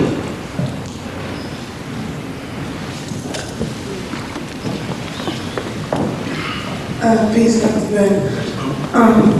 I heard you make a lot of reference to the pyramids and saying that some of the things that are in the Bible, such as Jesus' birth, the resurrection, the crucifixion, were written down on the tablets on the pyramids before the Bible was written. Not in the pyramids, not Jesus. I said. But the Jesus stories. Go to the temple of Set 1 at Abydos, and you will see that not only written down, you see the entire picture story along with the writing. And this was before, about 4,000 years before? 4,000 years before Jesus. Okay. If there was no Christianity, no Hebrew, Judaism, and no Islam before this time, during this time, 4,000 years before Jesus, what was there an organized religion? What was the name of it? Or what was the pyramids used for as far as a spirituality, a moral code? Pyramid was used to bury the pharaoh. That's it. No temple initiation or anything else. The pyramids was used to build the pharaoh. The longest one is the one for Khufu, and that took 20 years. And all they did 75 days when he died. They wash him, and within 75 days, they put him in there, seal it, and that's it. Okay. What were the hieroglyphics of the, like when you were explaining about Isis and I think it was Osiris broken up into 14 pieces. Was that a part of their religious belief, or was it some type of... In Egypt, there were different religions, and you could be any one. They didn't have a prescribed religion that if you do it and people gonna mistreat you, and no such thing. You could, they had, I told you, they had 42 nomes, and they had 42 trinities. See, the concept of trinity is nothing new. So you could worship either one, or one god or goddess. By the way, they had goddesses, and every god had a goddess. Every goddess had a god. Every one of the gods had sex, and the goddesses. Nothing wrong with sex. Right. Okay, so there wasn't just one centralized religion in Egypt, it was just... There were different religions, different times. Different religions saying different things. Now, you got Islam with the dominant one because of pressure, and you got Christianity, the second one. Each of them preach. If you don't join, you're going to catch hell, or you're going to do this, you're going to do that, warning you to some problem will happen to you. But you got the old religion with people in them. Nobody tell you that if you don't join, this will happen to you. They just say, join. Please join us. If you join, then join. Then you got to more. Thank you. Dr. Ben, I was just wondering, you spoke earlier about the different presidents returning to their home country and visiting it, saying they're back home. As African Americans, or as an African American male, I find the problem of looking on the map and seeing this great continent, Africa, and saying, where do I go? Who do I ask? Because we don't have any, direct ties to Africa. My family is traced back as far as they can, and it just stops. What do I do as a black man and say, okay, I want to go get my roots. I want to identify with Africans, because when I meet Africans, they don't identify with me as a person. They say, yeah, we have the same skin tone and might have gone through some of the same circumstances, but they don't feel the same attachment to me. So I was just trying to figure out how I can better identify with my brothers and sisters in Africa. If you move from block A to block B, you walk in and everybody in block B says, "Hi, come, I was waiting on you." Huh? No. Do you have to build a relationship with everybody else in block B? No, but I'm just saying. I just asked you. No, but if, like the president say, I'm German, I'm going back to Germany. I am going to eventually come to what, but I asked you a question for a specific reason. If you move from block A to block B, you got to build up a relationship in block B, right? Right. Now, until you build that relationship and the people accept you, you will have a difficulty being accepted, true? Right. Well, when you go from here to Nigeria, you go from here to Ethiopia, you go to Greece, to Egypt, nobody don't accept you the day you arrive. You're going to have to go through an acquaintance period, build up a relationship. Your cousin, I go home to Ethiopia, and there was one time I was out of Ethiopia from 1924 to 1974. It was a task. When I went back, my father's baby brother didn't want me in his house. I had to build up a relationship with him. That was all of it. My father has 61 brothers and sisters. He was the oldest of 61. And the baby one didn't accept it. He told me, wait, don't go back. He thought that I came for a handout. And he didn't accept me. It's only now, recently, that you know something, my father's baby brother, I have not been in his house up to today. I have not been in his house up to this day. He has never invited me to his house. He comes to the hotel, he invites me to a restaurant, and so forth. And his daughters and sons have never invited me to their home. Other cousins have invited me to their home. And my father's brother put me through a ringer for identification, even personal thing that only I would know, or one of the child would know personally. And he's satisfied that I am who I am. But remember, he has never known me. I'm older than him. I left Ethiopia before he was born. And it helped to become a friend of his.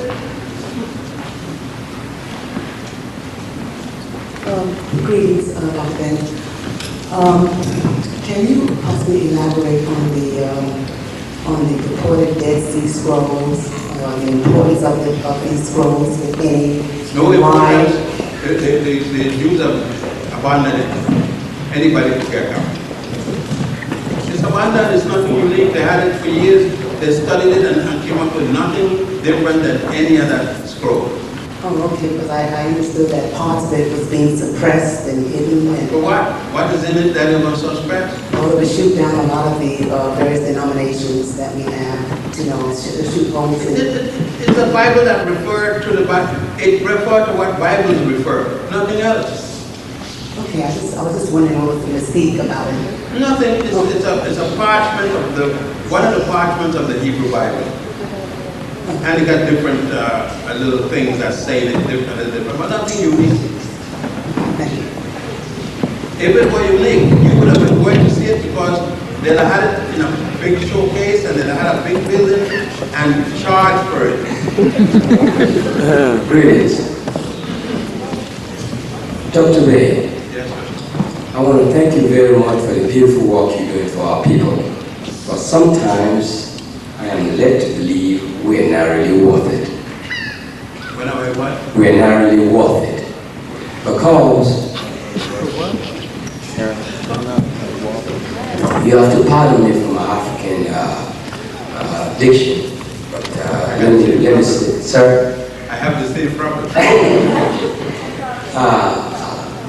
Why is it that with people like you, Steve Coakley, Dawood, Dr. Khalid Mohammed, why is it that when you've lived your life, I don't know only one person there, I don't know. Okay. Well, he's one of the revolutionary fighters too. And I wanna know, why is it that when you have laid down your life for our cause, at the end we throw you to the wolves? The question, that's common behavior of human beings, is that we're embarrassed by each other. When you come and point out, you've got to get rid of the person that did the things and point the things that you should be doing. So that's nothing wrong with the people. It's just one of the behaviors. Oh, okay. I already asked Dr. Clark about this. I just want to see how you react to this. I'll give you an example. Asa teaches at this school, I think. I've been able 6 times to this school. Yes, sir. Some of the times I notify Asa personally. He'd come up to lecture or see him. We sometimes run into each other in Egypt. Asa have never showed his presence. But I'd come down, I went to San Francisco to fight for Asa when he was fighting the Japanese fellow. That's the way people are. People got certain things in their life that they feel they can't risk because of what you are. When, as I said, my father was a barrister. You know what a barrister is? Yes, sir. And my mother was a midwife. Yes. That is what we call at least middle class. And my father was very angry with the fact that I gave up engineering. I gave up law to do what I'm doing. The other way I make more money, but I wasn't as comfortable as I am without money. I only needed one. I needed a woman who, when I didn't work, would be satisfied with what I can bring in. I always look for a job. But sometimes I've been fired a number of times from my mouth. And she didn't say, well, I got the fur coat out there, how the hell am I going to pay for it, and you get fired. She said, I'm going out to work. And she go out and work till I got another job. And she stopped and I continued. And so I could use my mouth. And she was satisfied with it. Now we both retired in a sense. I mean, I'm retired officially from Cornell, but I am not stopping. So it's a hard thing to explain. The freedom of the people is just one of the behaviors. Oh, okay. I already asked Dr. Clark about this. I just want to see how you react to this. I'll give you an example. Asa teaches at this school, I think. I've been able 6 times to the school. Yes. Some of the times I notify Asa personally. He'd come up to lecture or see him. We sometimes run into each other in Egypt. Asa have never showed his presence. But I've come down, I went to San Francisco to fight for Asa when he was fighting the Japanese fellow. That's the way people are. People got certain things in their life that they feel they can't risk because of what you are. When, as I said, my father was a barrister. You know what a barrister is? Yes, sir. And my mother was a midwife. Yes. That is what we call at least middle class. And my father was very angry with the fact that I gave up engineering, I gave up law to do what I'm doing. The other way I make more money, but I wasn't as comfortable as I am without money. I only needed one. I needed a woman who, when I didn't work, would be satisfied with what I can bring in. I always look for a job. But sometimes I've been fired a number of times from my mouth. And she didn't say, well, I got the fuck out there, how the hell am I going to pay for it, and you get fired. She said, I'm going out to work. And she go out and work till I got another job. Then she stopped and I continue. And so I could lose my mouth. And she was satisfied with it. Now we both retired in a sense. I mean, I'm retired officially from Cornell, but I am not stopping. So it's a hard thing to explain. The freedom of the voice. Some people cannot live under certain conditions. And the way we as a people have to live is the thing that motivates. Yes. Let me be very particular about what I'm saying, sir. I understand and I appreciate what you said. Does this justify why Brother Khalid was being ostracized by the nation of Islam after having lived his life? I don't know the full story. Brother Khalid and mine developed a good friendship when he was suspended. I do know Farrakhan, but I don't know him that closely, and I've avoided him because of the statement he had made against Malcolm, and Malcolm and myself were very close. And I avoid any relationship with Farrakhan because of his statement against Malcolm, which I heard personally out of his own mouth.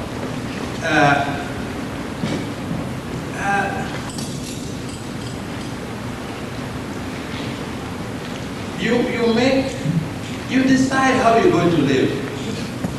And some of us decide that we're not going to do certain things because it's against our principles and our people. And we're going to do other things, but never that. It's like saying to me, I'll give you $1 million if you marry this white woman. You ain't got nobody. You got to get somebody else. Because you're killing me. You ask me to die. Because to me, that would kill me. That woman, just look at that woman, there's nothing wrong with her. I just not going to marry one. I would work in her office, but I'll do all that. But I'm not going to marry one. I'm not going to kiss her. I'm not going to put my body in her.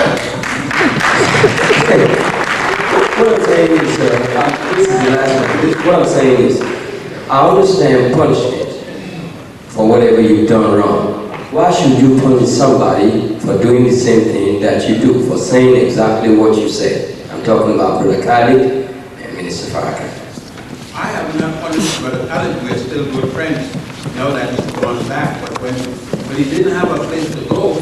I was one of the friends whose household put everything he found. Now I don't punish Farrakhan, I just don't deal with him. There's no punishment. I haven't said a thing bad about Farrakhan. I don't deal with it. What punishment is that? I have the right to deal with a man or not deal with a man if I so do. If you ask me to detail why, I just told you. He made some statement out of his mouth where I was there hearing it about Malcolm, about the death of Malcolm. And anybody makes such statement, I wouldn't have anything to do with. And that's the same thing with Farrakhan. Farrakhan could come here big as this house. I would walk through his foot, around him, above him, any way to get away from him. I don't want any dealing with the man. After the sister right there, that's the last question we will take. Yes, sir. Greetings again. I noticed that you was talking about how you came over to Brazil and Puerto Rico and then the United States around the 30s or so. And it sounded as though you came during the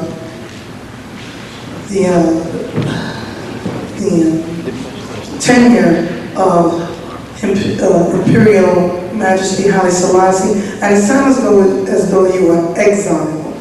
I don't know too much. My father was forced and self-exiled. What happened when they overthrew the Jassu, the legal heir? He was on the throne. Selassie and the French and the British, when the Jassu tried to make peace among the people like it was under Menelik II, Abuna Johannes and Selassie, Abuna is the head of the Catholic Church, which is now the Ethiopian Orthodox Church. Right. The Jassu start to marry a woman of every religion, because Ethiopia have always had a stupid fighting over religion. He decided when he got and married the Muslim woman, it was alright when he married a Hebrew woman. He married a Muslim woman and the Selassie and Abuna. Selassie was then regent. That's 1924. And those who worked with the Jassu was told to return to him, but he was stupid. He started killing the people before all got back. If he had waited, my father would go him home. But after he found them some killed, where he going home for? He went to Puerto Rico with his wife. My mother is a Puerto Rican. And he went to Puerto Rico by way of Cuba with his wife, where he lived until he died at 102. Okay, thank you. Dr. Ben, one thing I do is I'm a writer for the Tuscaloosa Times newspaper. And my question is, I would like to know, in the area of interpersonal communication in the black family in America, in your research and in your travel, have you found that the interpersonal communication between the black mother and black son in America may be too bonding to the point that it may be crippling in other relationships? I don't think a mother can overlove a child. It's impossible. Because I could say I'm obviously not a mother, but I am a father, and I consider myself a diligent one, and I can't love my children too much, but I establish guidelines. As I said, my son or my daughter can never be my best friend. My son is my son, and my daughter is my daughter. Now, a mother,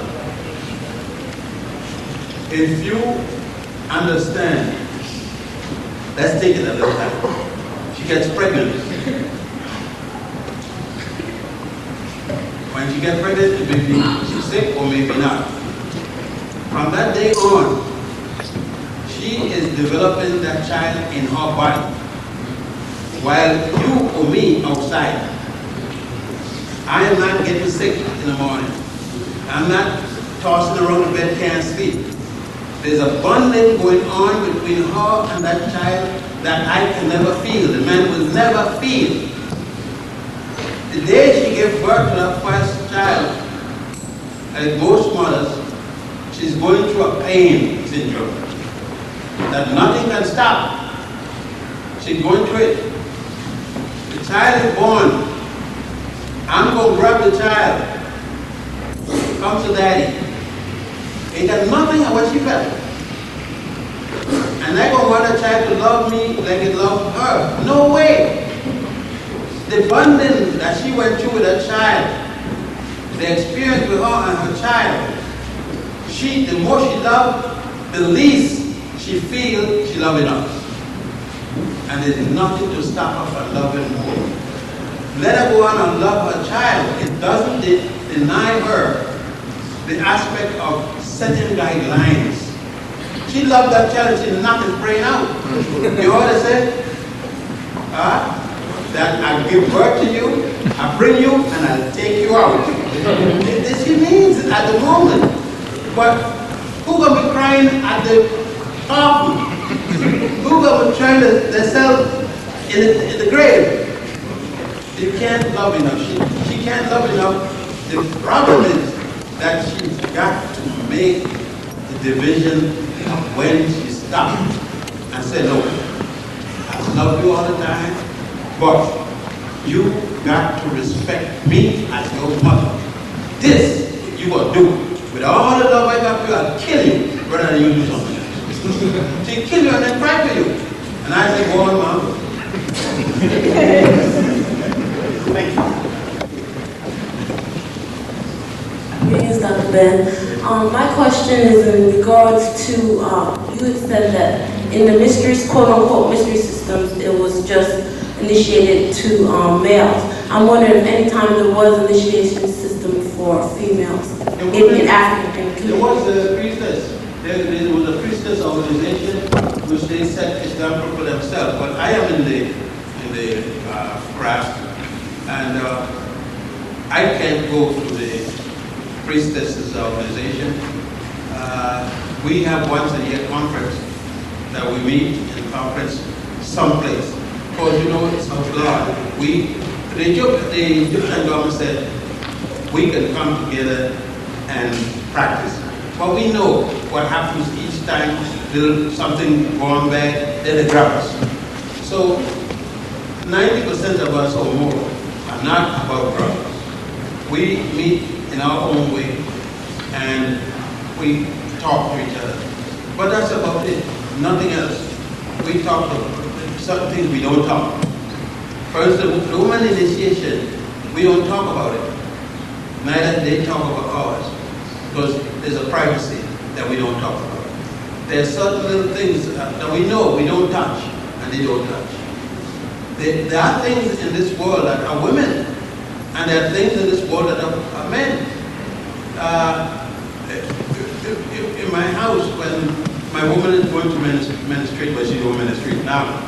But when she was younger and menstruated, she told me we must, by our regulation, keep a definite chart.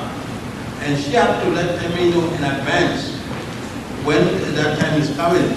So 3 days before that period, I don't speak to her about sexual matters. Never. She refrained to her room. I don't go in that room. I can't go in that room. My daughter or somebody else cooked the food for me, and somebody cooked for her. That's part of our tradition that we follow. She happens to be of the same, she's a Christian, and I don't interfere with her when she practices her Christianity. And we are together for 5 years. And I knew her before then, you know, I went to go to school. But it is a thing that I sometimes go to the church. She invites me to our church. And anybody here is playing music, or somebody is at the church swings sometime. And I go, and they have different things going there, and charters and different things like that. And Father Lucas, I don't know if you ever heard of Father Lucas. And I go there. Sometimes I don't understand what he's saying, sometimes I understand, and different things like that. But we understand each other. And I understand, she's got a I think it's supposed to and religious thing in the house, with her Jesus and everything like that, I don't disturb it. And I sometimes tell her, you're running late. Why don't we drop you off? I drop her off to her church. She believes so. Go ahead. You know, the thing is, I know it is a belief and nothing else. She knows it's more than that. We don't interfere with each other private things. My last question is so related to the other question is that when Alexander the Barbarian came into Kemetic, and how much of the books that he stole or hidden from us, how many books, how many things about Kemet or Tamari are hidden that we don't know that some people may never have seen, or is that true, or all the books accounted for? Well, I don't know if Alexander was a barbarian, but if you say so, you must have some justification for it. I don't know of him stealing one book. I think you got to mix up the persons and their role. Alexander, the son of Philip of Macedonia, I guess that's what you mean. Alexander, the son of Philip of Macedonia, was preoccupied with homosexuality. I mean, it's a known thing. Everybody knows that, not everybody, but it's known that Aristotle was engaged with homosexuality. A lot of them agreed. And other people who worked for him. He only stood in Egypt from, he came in 332 and he died in 327. You know the numbers are going down. When he died, General Sutter took over. But Sutter changed his name to Ptolemy. Ptolemy I. Married the daughter of the Starop. That's the Starop, is the head of the man from Persia, now called Iran. So Alexander died, he couldn't steal anything. But the men behind him, Sutter and all of them, Aristotle, all of them, what they took, they destroyed the library at Waset, where you call Luxor, or Thebes. They took the books from there. They burned some, they took some personally, and they left a handful. The handful is still there up to now. People said that this was done, but they can't tell you one book. And a book was not like where you got here and open it like that. Scrolls. It's not books like you use. It's scrolls. And that is all we know about Alexander. As far as stealing, he fought. But Cato and him had tremendous arguments. That you remember he killed Cato by throwing a javelin in the back of Cato. But listen to this. When Cato was dying, this is the report from the document, he grabbed Cato in his legs, you know, that his back and his head and the leg. And what did they say that Cato said to him while dying? Fool you are, Alexander, but they said fool thou art, you know, Greeks can speak with thou art. Fool thou art, you have killed your own mother's child. In law school they tell us what? A dying declaration must be given attention. Because people are generally fear they're going to die, so they want to make things straight. What is that? They told us that Cato's mother was Alexander's nurse. They didn't tell us she was his mother. So then we find out what? That Cato and Alexander were brothers. They had the same African mother. But they said they had the same European father. Then what happened? You know, another thing. When you're talking about the ancient Greeks and the ancient Romans, do not use the same racism you use for the 18th century European scholars and the 19th century and the 20th coming up. They never claimed anything back there. It is the 18th century Europeans who claimed these things. You can't show it back to the 17th century. They did not make it. And to the contrary, the Greeks and others wrote in their works where they got these things from. They mentioned, for instance, Pythagoras. He spoke of the goblets, the silver, perfect silver goblet that he gave when he entered the schools of learning. And the fact of the pain he had to be operated on at 60 years of age, he had to get a circumcision because they didn't accept anybody in the system who was not operated because they said it was unclean. And they speak in glowing terms. Plato, who spent 15 years, spoke in glowing terms. All of the Greeks who came to Egypt to study, and some to Egypt and Sudan and Ethiopia, all wrote in glowing terms about their teachers. It is the 18th century one who wanted to justify slavery, wanted to justify the stealing of colonialism. They then start to turn the table around. Now the table is turned, they're bringing in people from outer space to give it to. They prefer to see people from outer space than the Africans holding their own thing. So I don't think that we should pass venom on the ancients unless we have a specific preference. It is the modern European who has problem with the ancient works of the Africans. And ancient, because it was not Egypt alone that influenced Greece. The Babylonians had a lot of influence in